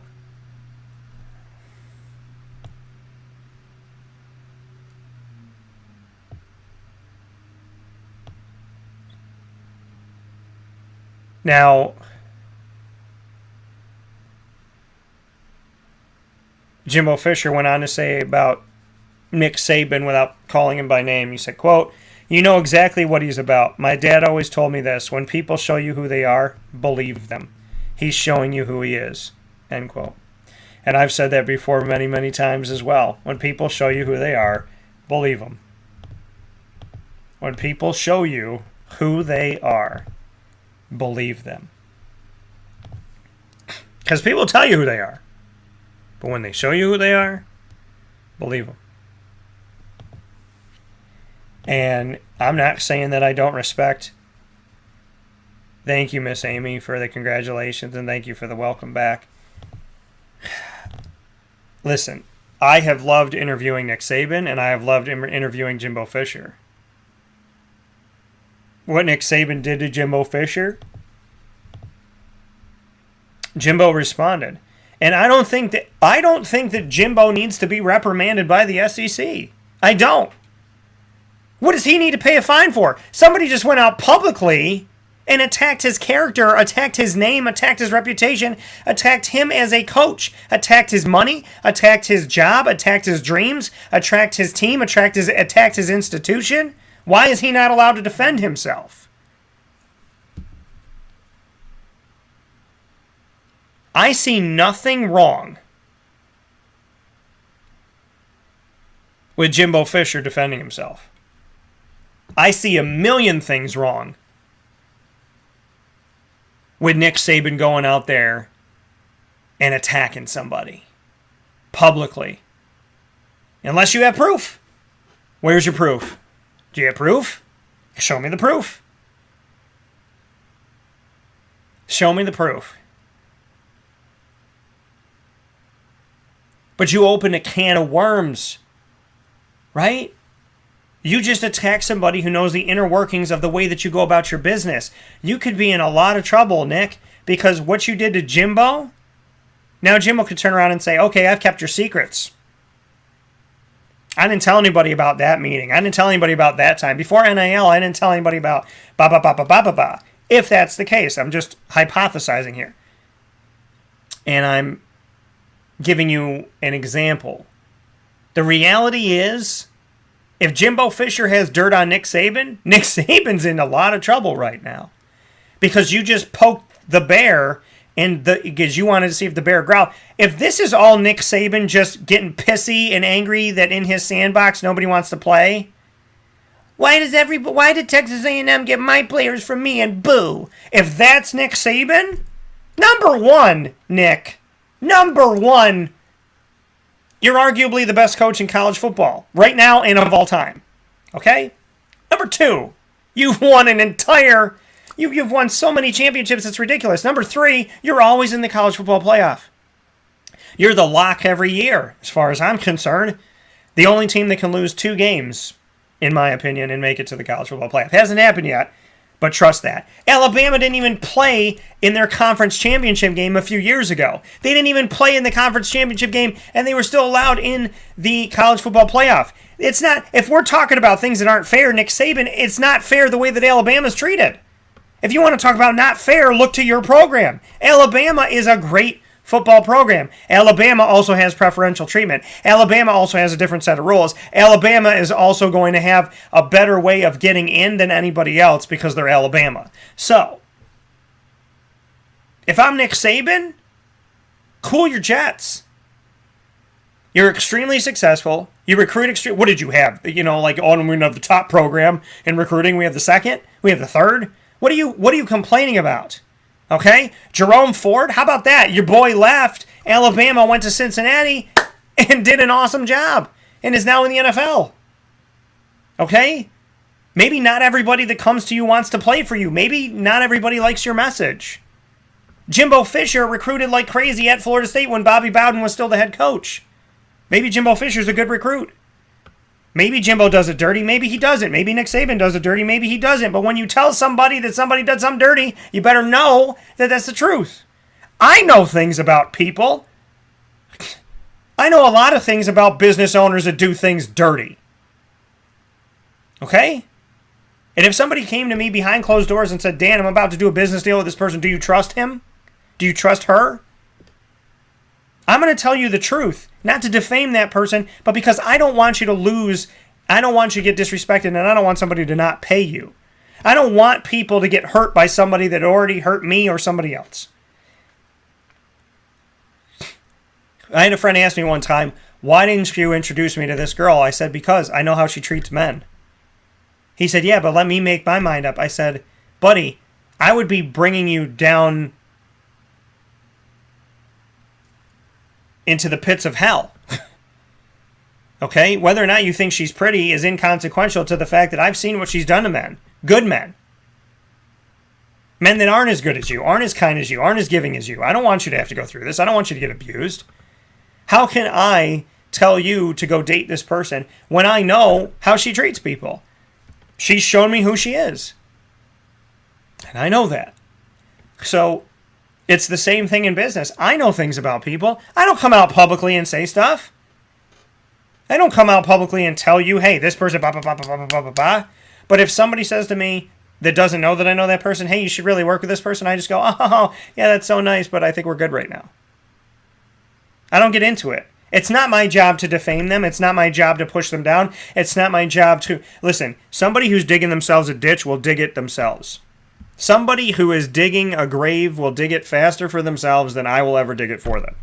If somebody is going to do bad business, eventually it catches up to them. If somebody's going to cheat and lie, eventually it catches up to them. If somebody does things dirty, it's eventually going to catch up to them. Well, Nick Saban just threw a stone at Jimbo Fisher, and Jimbo Fisher just turned around and responded, and maybe something's going to be catching up now with Nick Saban. Because you just attacked somebody that may know some dirty, dark secrets about you. I don't think Saban thought this through. But if Nick Saban does think he's God, he may think he's untouchable. And if he thinks he's untouchable, well, maybe that's why he's going around touching people. And I mean that figuratively. Because you just went out there and you just attacked one of your former coaches. You better hope that that doesn't bite you in the butt. Because you just attacked Jimbo Fisher's character. You just attacked him as a coach. You attacked his institution. You attacked everything that he's built by saying he's a cheater and a liar and a snake. By what you said, you just told the world that Jimbo Fisher, if he ever wins, it's because he did it the wrong way, the dirty way, the immoral way. He broke the rules. If he wins, it's because he's a rule breaker. Those are some big words. And Jimbo Fisher did not hold back his response. And listen, if Jimbo is innocent, then he has every right. Because I am more than tired of people attacking people publicly and thinking that there's no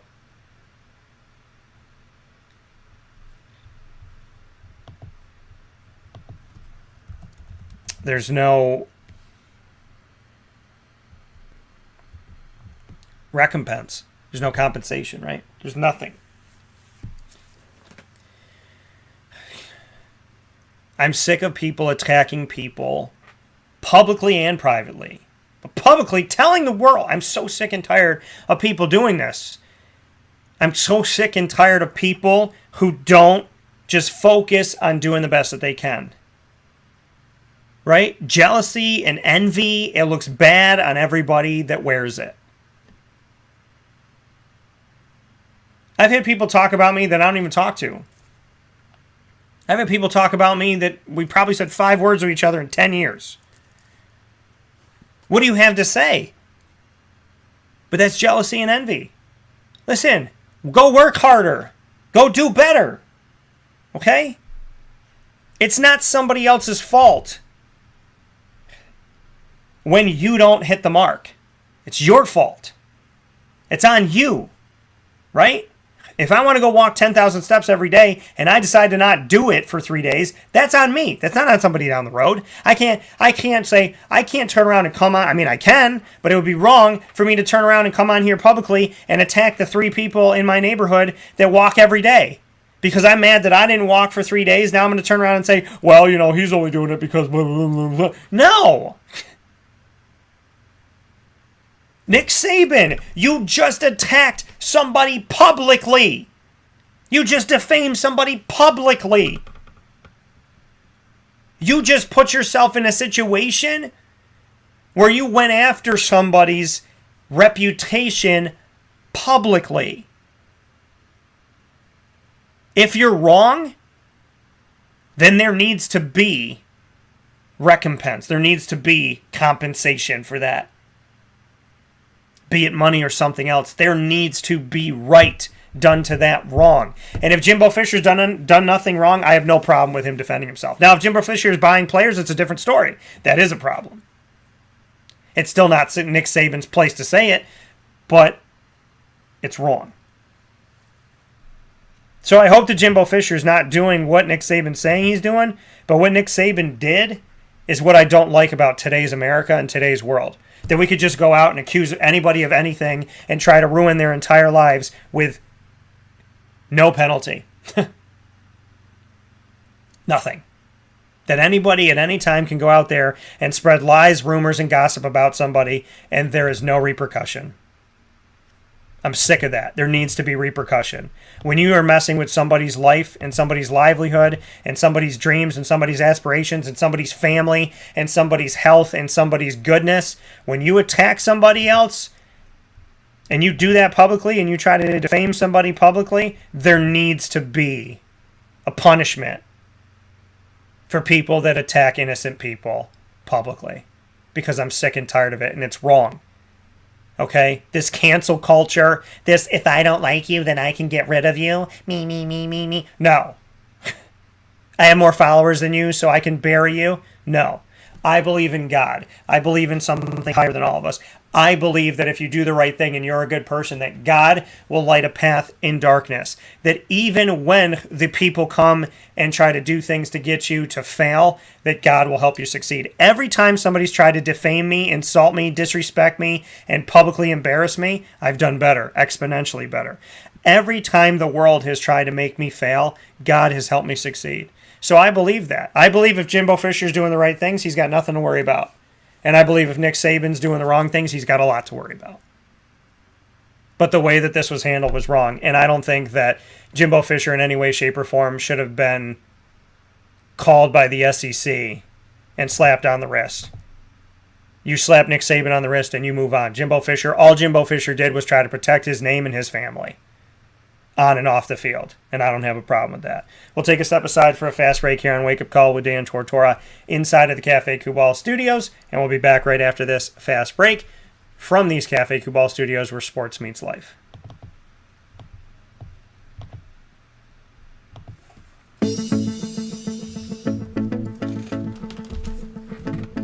Avicoli's, located on the corner of Route 57 and Wetzel Road in Liverpool, New York, has been your trusted neighbor for decades. Located just steps from Liverpool High School, we're happy to have the Liverpool Warriors on-site, on-location broadcast at Avicoli's through Wake Up Call with Dan Tortora every single month, featuring student athletes, coaches, and administration throughout the year from Liverpool High School. Head out to Avicoli's today on the corner of Route 57 and Wetzel Road in Liverpool, New York, open Tuesday through Sunday for lunch, dinner, and drinks. We'd love to see you out there. And of course, you can call them at 315-622-5100 for takeout, delivery, and catering. That's 315-622-5100. And also find them on myavicoli's.com. That's myaviccollis.com.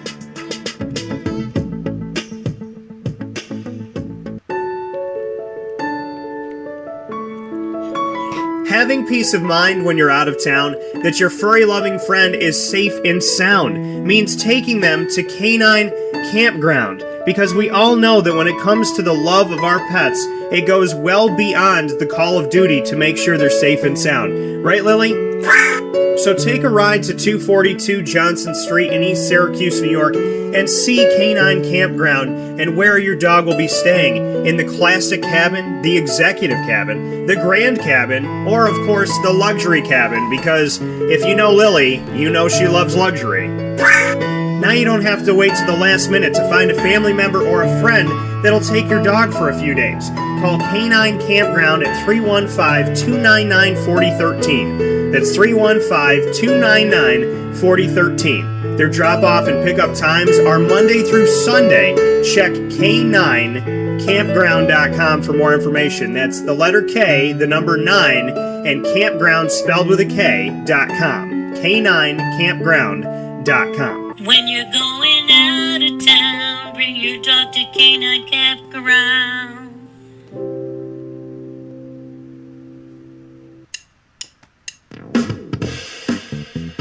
PB&J's Lunchbox, the food truck that you love finding all throughout central and upstate New York, now has a street-side cafe. So when you're craving their traditional favorites as well as their out-of-box amazing menu items, you can now head to 663 Old Liverpool Road in Liverpool, New York. Located just minutes from the highway, the Thruway, Destiny USA, and Onondaga Lake Parkway, PB&J's Lunchbox Street-Side Cafe is there for you Monday through Saturday from 9 a.m. to 7 p.m., serving breakfast, lunch, and dinner all throughout the day. Get breakfast for dinner, dinner for lunch, whatever you fancy, including their award-winning grilled peanut butter and jelly sandwich. Find them at 663 Old Liverpool Road in Liverpool, New York. PB&J's Lunchbox, where we love to know what's in your lunchbox.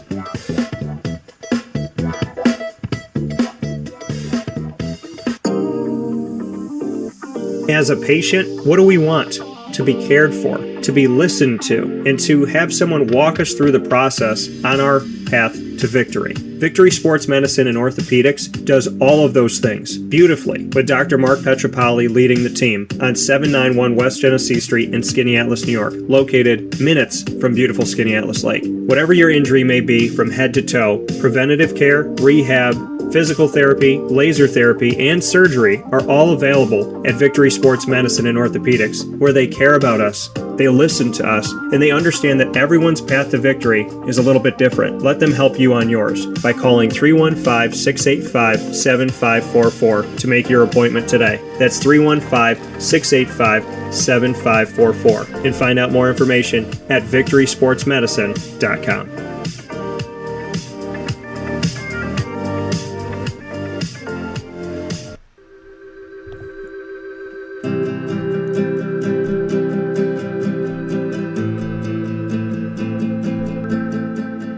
Cafe Kubal offers same-day local delivery of our products, offering no delivery charge for Onondaga County.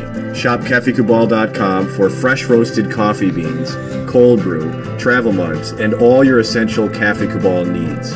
Cafe Kubal, coffee for the soul.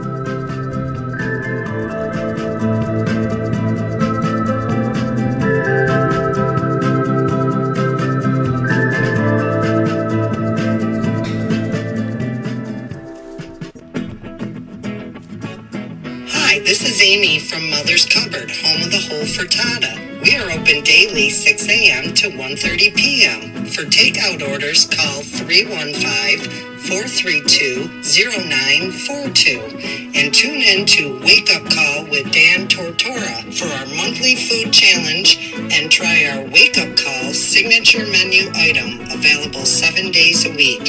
Here at Mother's Cupboard, we are Central New York, and it's our honor to serve you. Ma and Pa's Kettle Corn and Popcorn Factory remind us that every day is worth celebrating. Find them at 201 Old 7th North Street in Liverpool, New York. Open Monday through Saturday in-store and all the time online at maandpaspopcorn.com. Serving our Central New York community and beyond, you can order all throughout the country at maandpaspopcorn.com. And remember to get your tins, which have in-store half-price refills forever. Ma and Pa's Kettle Corn and Popcorn Factory, available to you for fundraising and all of your events by calling 315-450-6272. That's 315-450-6272. Ma and Pa's Kettle Corn and Popcorn Factory. How corny are you?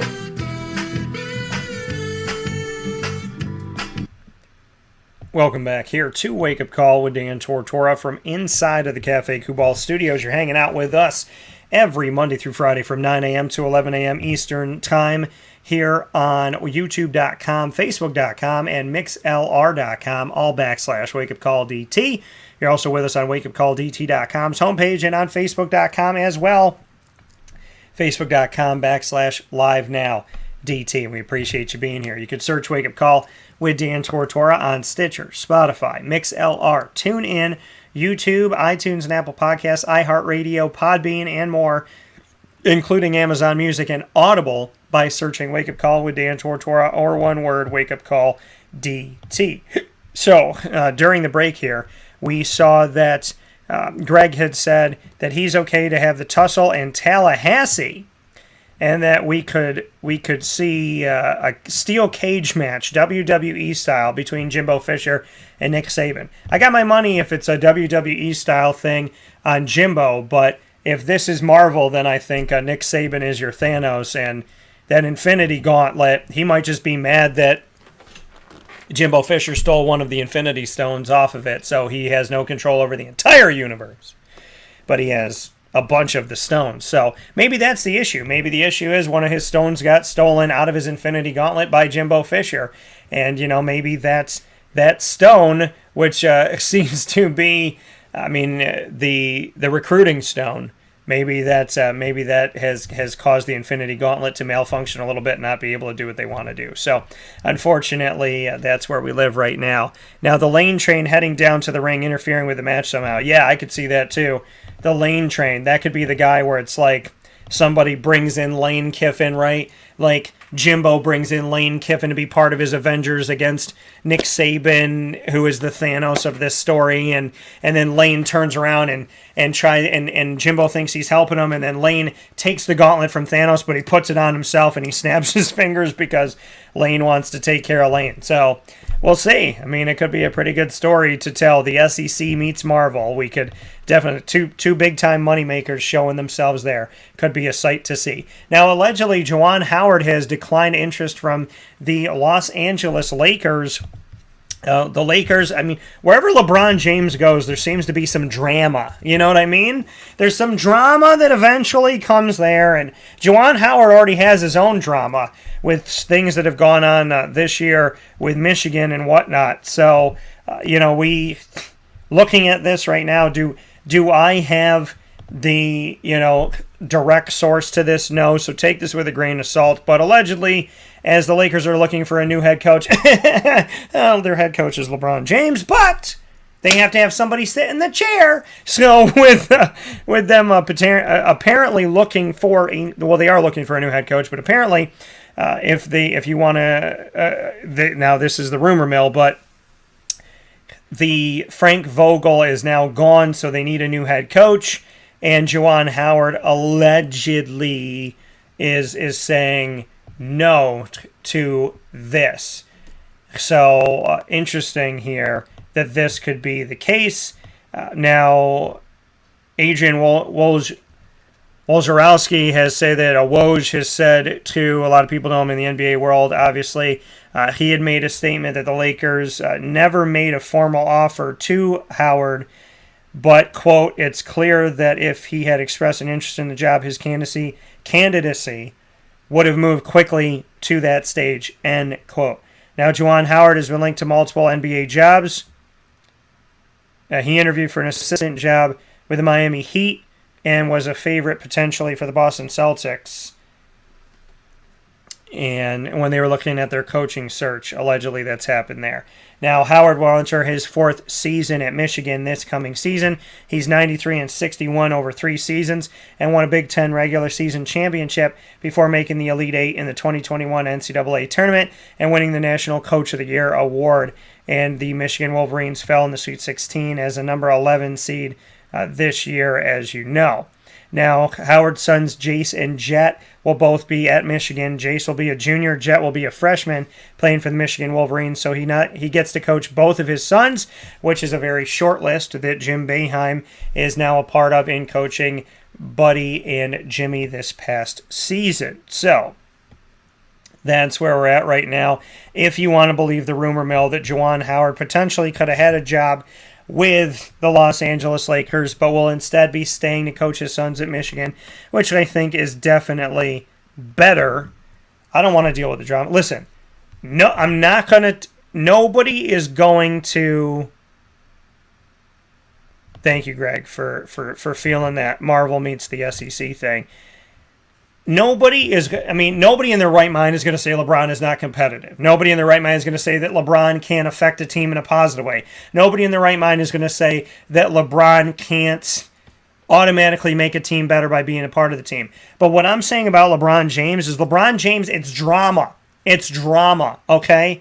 In my case, it would be like dating a hot girl who's just a pain to deal. Like, it's like dating a really attractive girl who's super crazy, right?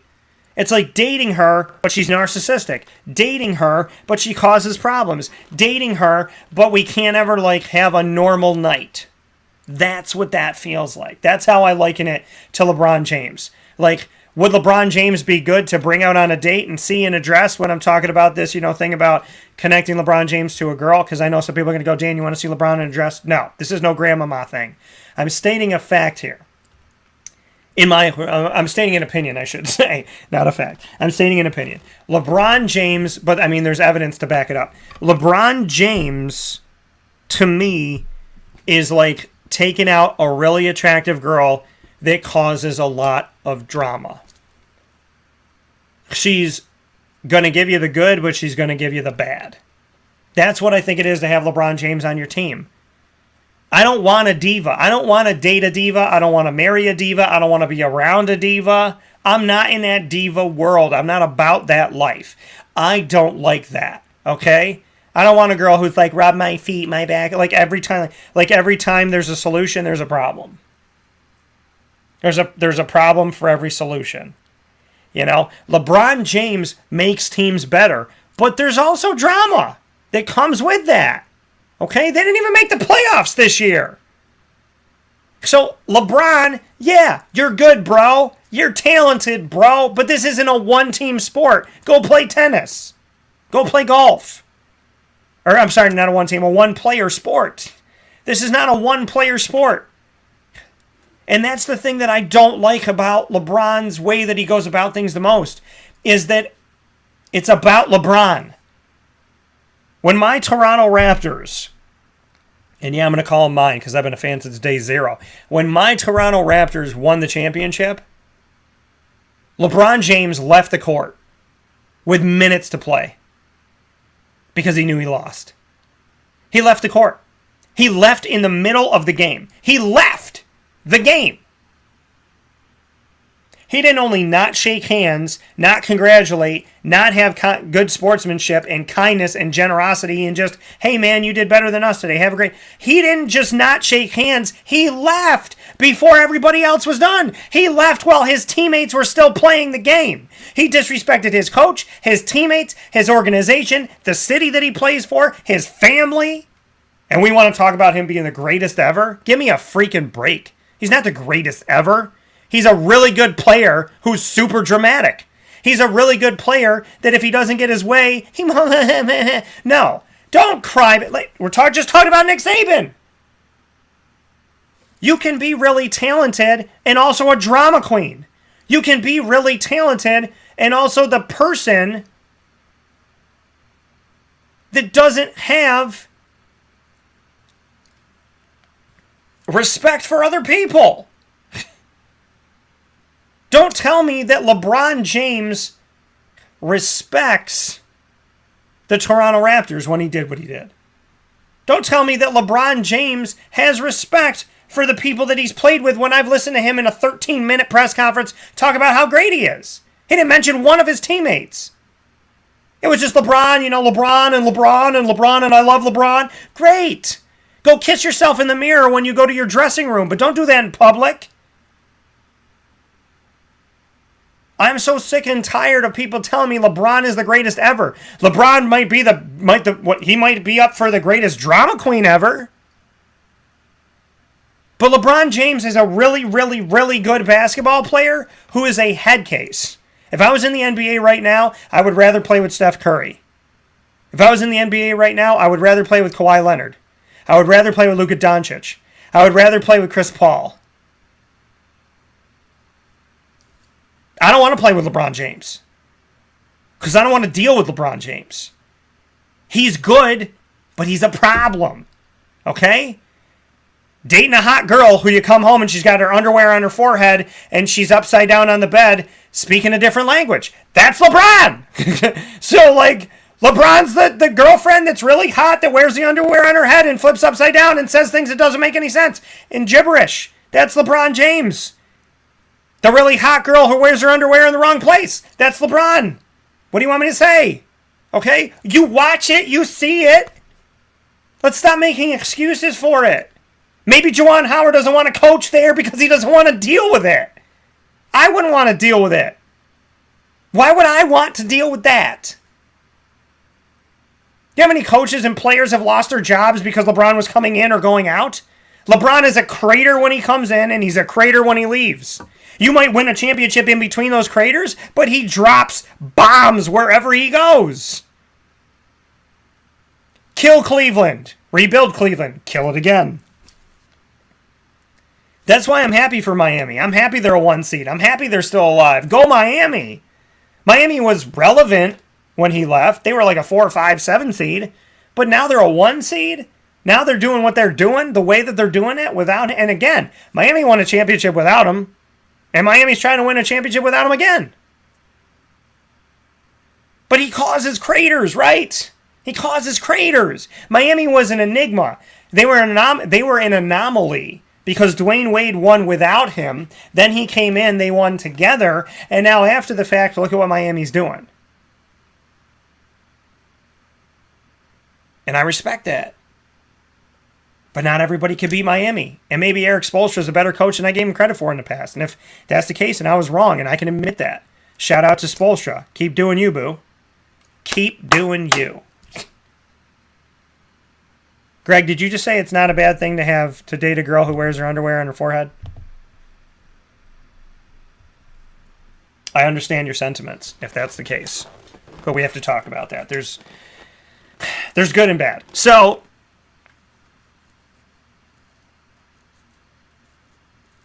LeBron has had a chokehold on the NBA. That's my problem, right?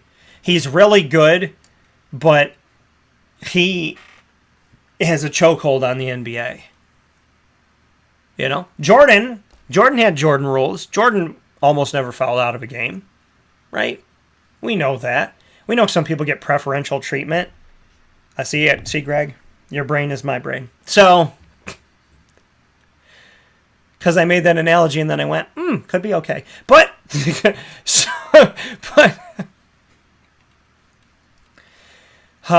comedy of me. So, getting back to it though, Juwan Howard brings his own drama, right? He's a fiery coach. And LeBron has drama.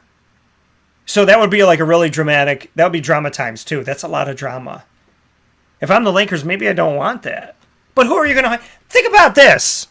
You have LeBron James as your star player. Some consider him to be the greatest player ever in the NBA. And you can't find a head coach? Brr! Why is that? Why does nobody want to coach your team? Because maybe LeBron is a problem. The Lakers, Kevin Durant said no to you guys. Okay? He said no, allegedly. Allegedly. But why can't you get superstar players to come play with LeBron? Why can't you get a head coach? If he's the greatest ever, people should be lining up for the job. They should be doing everything in their power to get the job. But maybe coaches don't want to be puppets. Maybe coaches don't want to be your dog on a leash.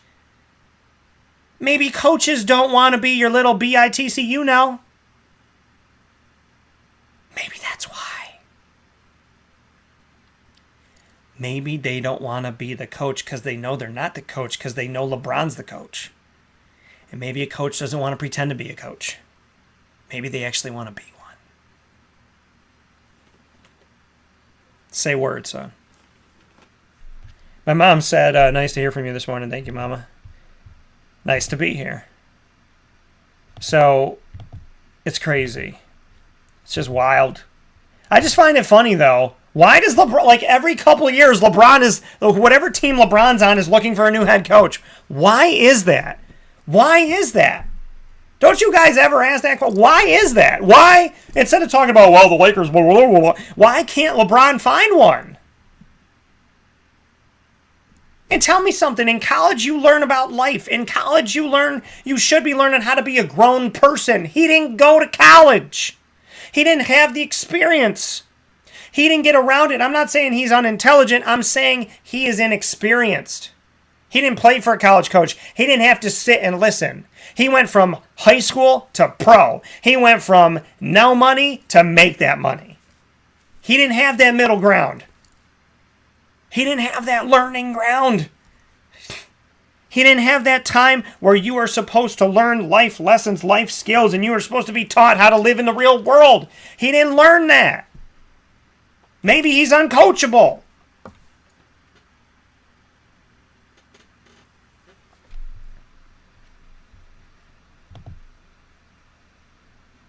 And I'm just speaking from my thoughts. I don't know LeBron James. I don't know his coaches. But what I do know is he didn't go to college, which is a time where you really get to learn about who you are. And that's not just me saying it, we do. I lean back on Marywood University so many times. Sometimes daily I go back and I'm like, man, if I didn't learn that there. Man, if I didn't do that there. Man, if I didn't make that mistake. Man, if I didn't... I learned so much at Marywood, trial and error. You're supposed to go to college to learn things about life. He didn't learn those things.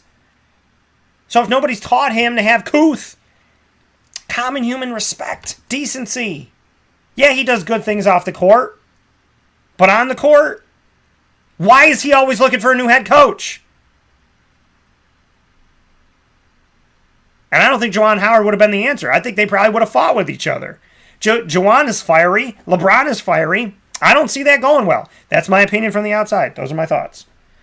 But the NBA, to the teams that do deserve it, and that's the thing too, is like we talk about LeBron all the time. He's not in the playoffs. His team was poo-poo today, or poo-poo this season. They weren't good. If you smelt it, the Lakers dealt it. Let's talk about the teams that are playing. Let's talk about the teams that are competing. Let's talk about the teams that are good. Golden State and Denver. What up, y'all? Golden State's trying to sweep Luka Doncic and the Mavericks. And they got a shot to do that this Tuesday, May 24th, in Dallas. Tonight, Miami is playing Boston in Game 4, which is also going to be the new trailer for Thor Love and Thunder, a.k.a. Thor 4. Game 4, Thor 4, maybe you should watch. Game is going to be on TNT. That is the Golden State at Dallas game. Tonight's game is going to be on ABC. So Miami at Boston on ABC. You can see the preview for Thor 4 in Game 4 of the Miami-Boston matchup, a.k.a. the Eastern Conference Finals. Miami leads 2-1. Boston has a shot at home to even the series at 2-2. Tonight at 8:30 p.m. Eastern Time on ABC. Tomorrow, Golden State has a chance to sweep Dallas. Dallas has a chance to stay alive in Dallas on TNT at 8 p.m. Eastern Time on Tuesday, May 24th. So I'll be watching tonight to see the game and to see Thor 4. Pulling double duty, wake-up call, and superpowered pop. Say word. So a lot of good stuff coming up here. If the game, if need be, if necessary, a Game 5 between Dallas and Golden State will happen in California on Thursday. And no matter what, we will have a Wednesday game in Miami between Boston and Miami, and that game will be on ESPN. So make sure you're watching the game tonight. Eastern Conference Finals, Miami at Boston, 8:30 p.m. Eastern Time tonight, May 23rd on ABC. To jump to the NHL really quick here, and to give credit where credit is due, to talk about the teams that are making it happen and their respective playoffs here in the NHL. Some great stuff going on in NHL action.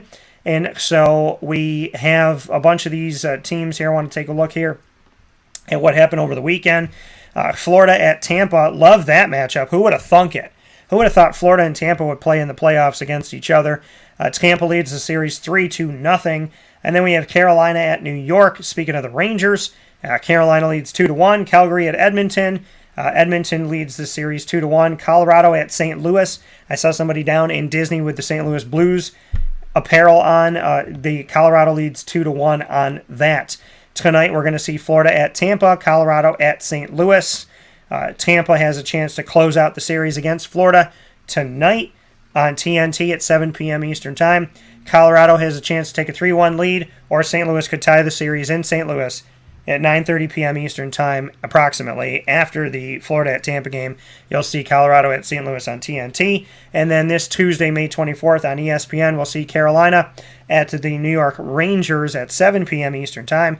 And at approximately 9:30 p.m. Eastern Time to follow, we'll see Calgary at Edmonton, as we will continue to watch the NHL playoffs here, which typically line up right with the NBA, but now with some changes being made in the NBA's play-in games and whatnot, we're now going to see the NHL is going to be take a little bit longer here, and which is cool because then you get to stagger it.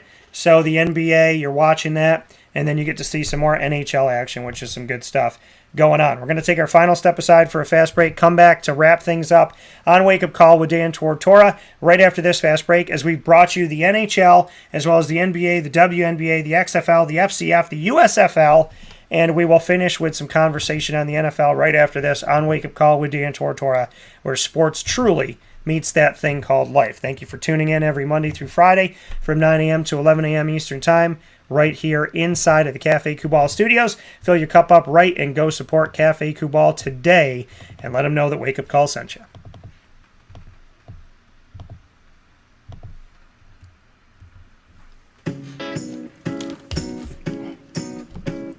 In these unique times, there are those in our community that give us a sense of normalcy and positivity. Pizza Man on 50 Oswego Street in Baldwinsville has been here for you for over 35 years and is here now. Call 315-638-1234 or order online at pizzamanbville.com to bring those familiar tastes into your home. And remember to come see our monthly on-site broadcasts centered around the community and our Baldwinsville beats. Pizza Man in Baldwinsville. Any way you slice it, they are always here for you.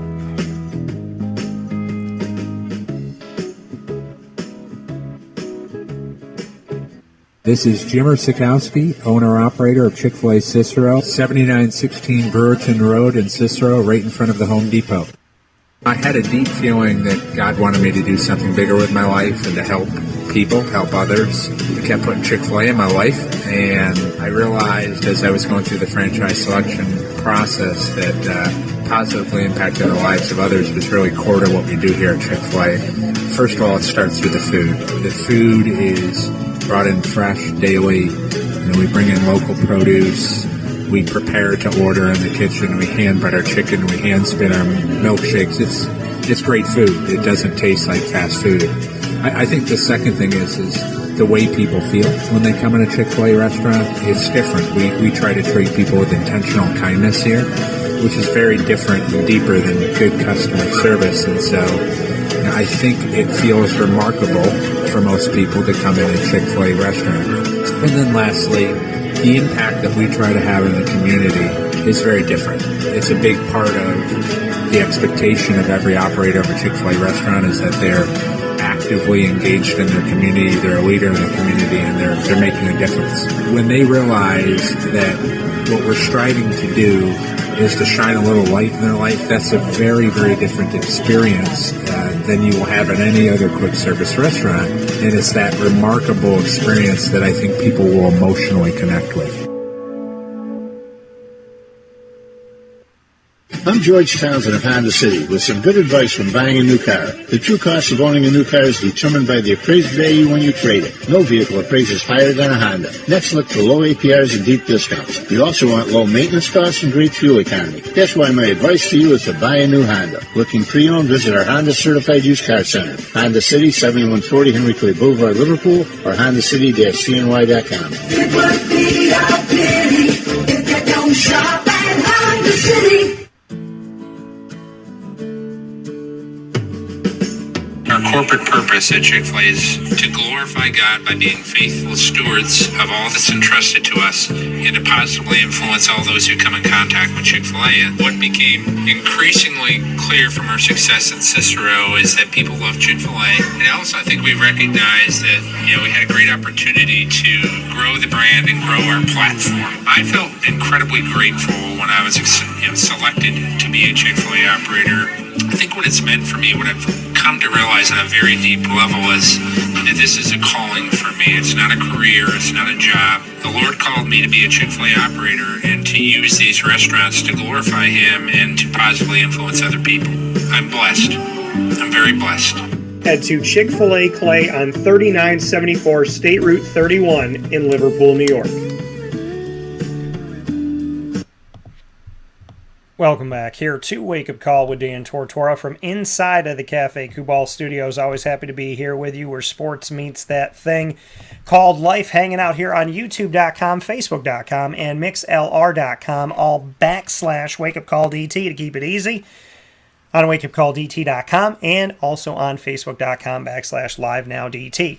We've run the gamut here inside of MonPazPopcorn.com's What's Poppin', and I implore you that no matter what game you're watching, what team you support, what you love, you always got to get your popcorn ready. And popcorn and kettle corn will be delivered to you in any one of the 50 states to your doorstep by simply going to MaandPazPopcorn.com.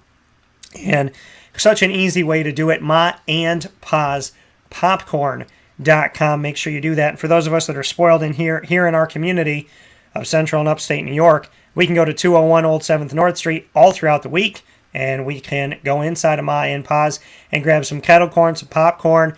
I think 50 flavors at any given time you're going to find there, as well as cotton candy, their lemonades, and so much more. Their chocolate-dipped Oreos, so many great treats and so many great things to keep us all big kids at MaandPazPopcorn.com. So make sure you head out there today. And I can see people of all different ages. And what I love is the older the people are, the more excited they get about their kettle corn and popcorn. So it's just something that keeps us young and keeps us big kids, like I said. Head out to Ma and Paz today on 201 Old 7th North Street in Liverpool, New York. Let them know the Wake Up Call sent you. And, of course, go to MaandPazPopcorn.com today and order from them. Make sure you do that. Final note here, folks, is we've run the gamut of talking about the NHL, the NBA, the WNBA, the XFL, the FCF, the USFL, as well as collegiate athletics, the SEC, Jimbo Fisher, and Nick Saban. Want to finish things off here, as promised, with the other logo that's up here, which is the NFL. And the NFL, I want to give a shout-out to somebody that deserves one. Special teams never gets the love that they truly should get, but on this show they do. Punter Sam Cook, spelled K-O-C-H, Baltimore Ravens' longest tenured player in franchise history, is retiring. He announced his retirement this past Thursday. I want to give him a big shout-out on Thursday, May 19th. And so he's 39 years old. He will remain with the Baltimore Ravens as a special teams consultant this season. He will also play mentor to Penn State punter Jordan Stout, who the Baltimore Ravens drafted in the 4th round of the 2022 NFL Draft. Now, a 16-year veteran, Cook played in a team record 256 games in Baltimore, which is 27 more than the closest player to him. The only active player with a longer current time with his team is quarterback Aaron Rodgers of the Green Bay Packers. I was going to say Brett Favre. He's still there. But Sam Cook, incredible time here. And he remembered going back to the draft here. Eric DeCosta, the general manager, and the head coach John Harbaugh of the Ravens notified him. So had the respect to call him. And he said, quote, I remember saying to them, this is a business decision. You guys have to do what you think is best for the Ravens. So they made that decision, which was drafting Jordan Stout.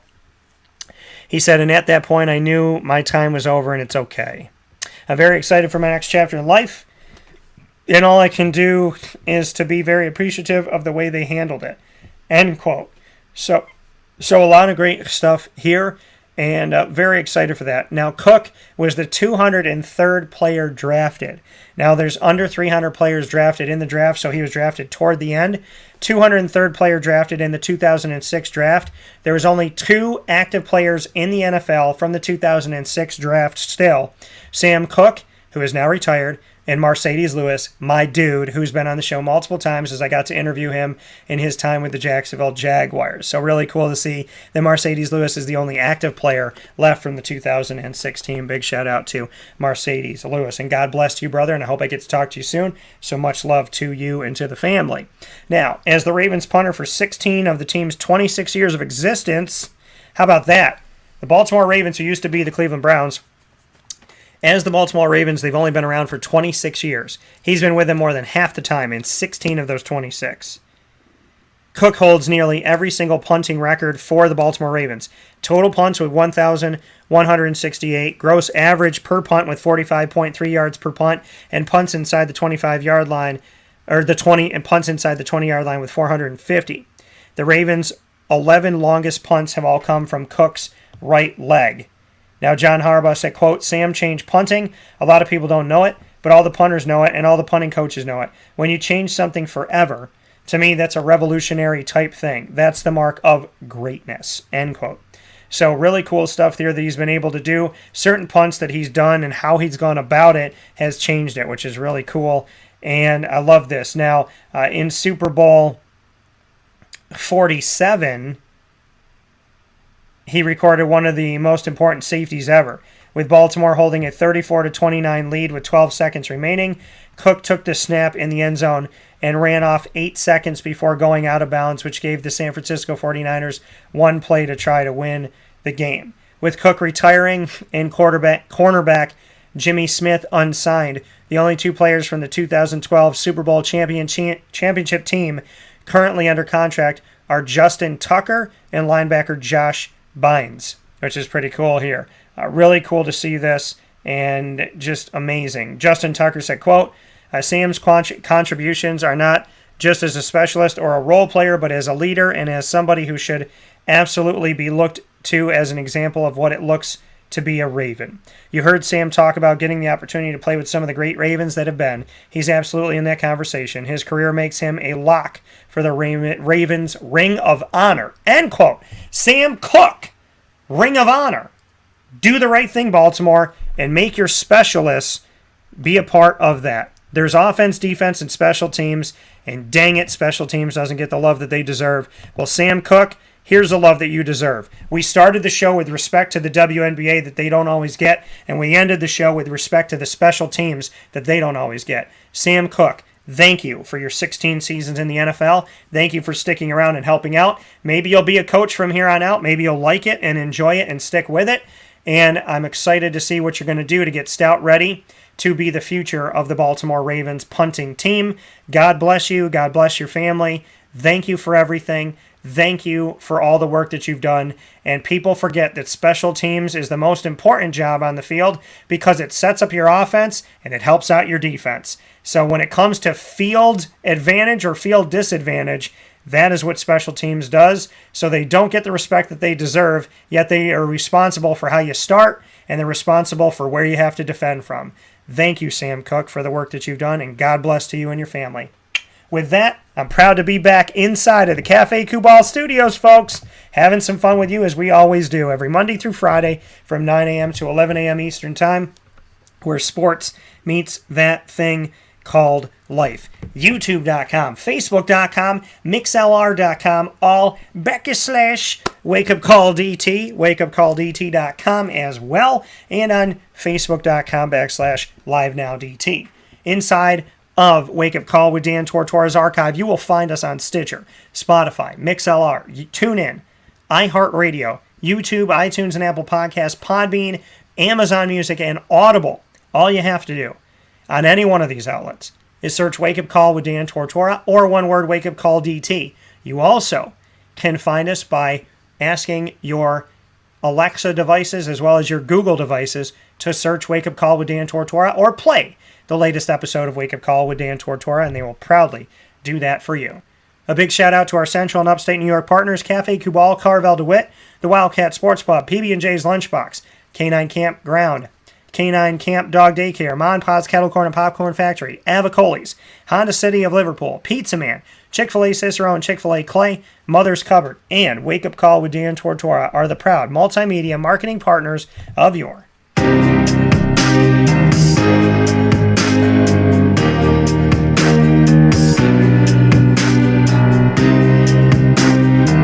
Lemoyne College Dolphins. It is fins up for the exclusive multimedia marketing partnership of Wake Up Call with Dan Tortora and Lemoyne College. We bring you Dolphin Time every Wednesday at 9 a.m. Eastern Time. Every first and third Wednesday featuring AD and DT with Athletics Director Bob Beretta and myself, Dan Tortora, including the exclusive announcement and exclusive update follow-up to the realignment and reclassification opportunity that Lemoyne may have to become Division I from Division II. You got all of that here first on Wake Up Call with Dan Tortora and AD and DT. And of course, every second and fourth Wednesday, we have the Dolphin Dive, diving into the stories of coaches, student athletes, as well as future Dolphins, alumni, and administration on Wake Up Call with Dan Tortora every second and fourth Wednesday at 9 a.m. Eastern Time.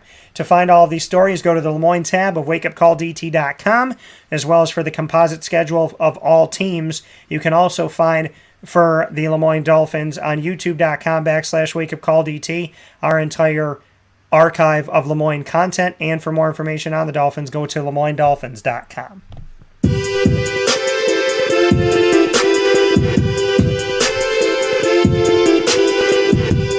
Wake Up Call with Dan Tortora is also the proud multimedia marketing partner of your Marywood University Pacers. It is Pacer Pride, folks, every single month. And, of course, on Fridays, we air our Pacer Pride episodes. You got a double dose this past week of two championship-caliber awesome teams in the track and field, men's and women's side of things, with Rob Aarons, their head coach, as well as with the softball team and their head coach of Marywood Softball, John Butash. Pacer Pride episodes air around 10:30 a.m. Eastern Time on Fridays on Wake Up Call with Dan Tortora to round out the week and carry you into the weekend. And, of course, you can find our content by going to the Marywood tab on wakeupcalldt.com. You can also go to youtube.com /wakeupcalldt for all of our content. Make sure you click subscribe and get more information on your Pacers by going to marywoodpacers.com.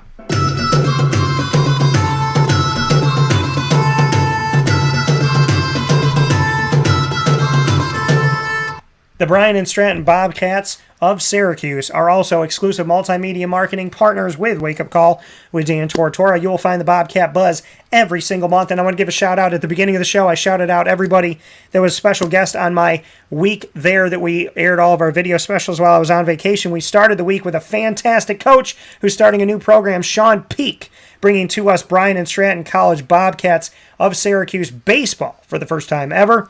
Big time. Very excited about all that. Big shout out to Sean Peak and the history we got to make with him this past Monday. And with the Bobcat Buzz, you will find specials with the Bryan and Stratton College Bobcats every single month on Wake Up Call with Dan Tortora exclusively. You can watch them by going to the BSC SYR tab on wakeupcalldt.com. You can also go to youtube.com/wakeupcalldt and click subscribe for all of our Bryan and Stratton College content. And you can get more information on your Bobcats by going to syracuse.bscbobcats.com. With that being said, from inside of the Cafe Kubal Studios, once again, I implore you to head out to 3501 James Street, 324 West Water Street, and 401 South Salina Street in Syracuse. You can also find the Bobcats by heading out to, you can also find Cafe Kubal, by heading out to 343 Fayette Street in Manlius, New York. And you can also go to the corner of Route 11 and Taft Road at Sweetheart Corners for the drive-through location of Cafe Kubal. Make sure you do that in North Syracuse. With that being stated, social media, find us 24/7. It's where you get the information first. So those of you that want to be privy to everything going on with Wake Up Call before anybody else, go to Facebook and click like at Wake Up Call DT. Follow us on Twitter at CallDT, and follow us on Instagram at WakeUpCall_DT, with special messages coming on my story every single day on Instagram at WakeUpCall_DT. So we'll see you there. In the meantime, God bless, no stress. Do your best. From the Cafe Kubal Studios, God bless each and every single one of you. Do not stress about life. It will only hurt you. And always do your best, because if you do your best, you know that you've given everything you can to everybody and everything out there. Do your best, folks. Have a great day. Be safe. And remember, even when it doesn't feel like it, God is in control. And if you hope and pray and believe in God, who controls all things, knows all things, and endures all things, we will find a way to be better, and we'll be okay. God bless you. And thank you to God for everything. We'll talk soon. Have a great day. Be good.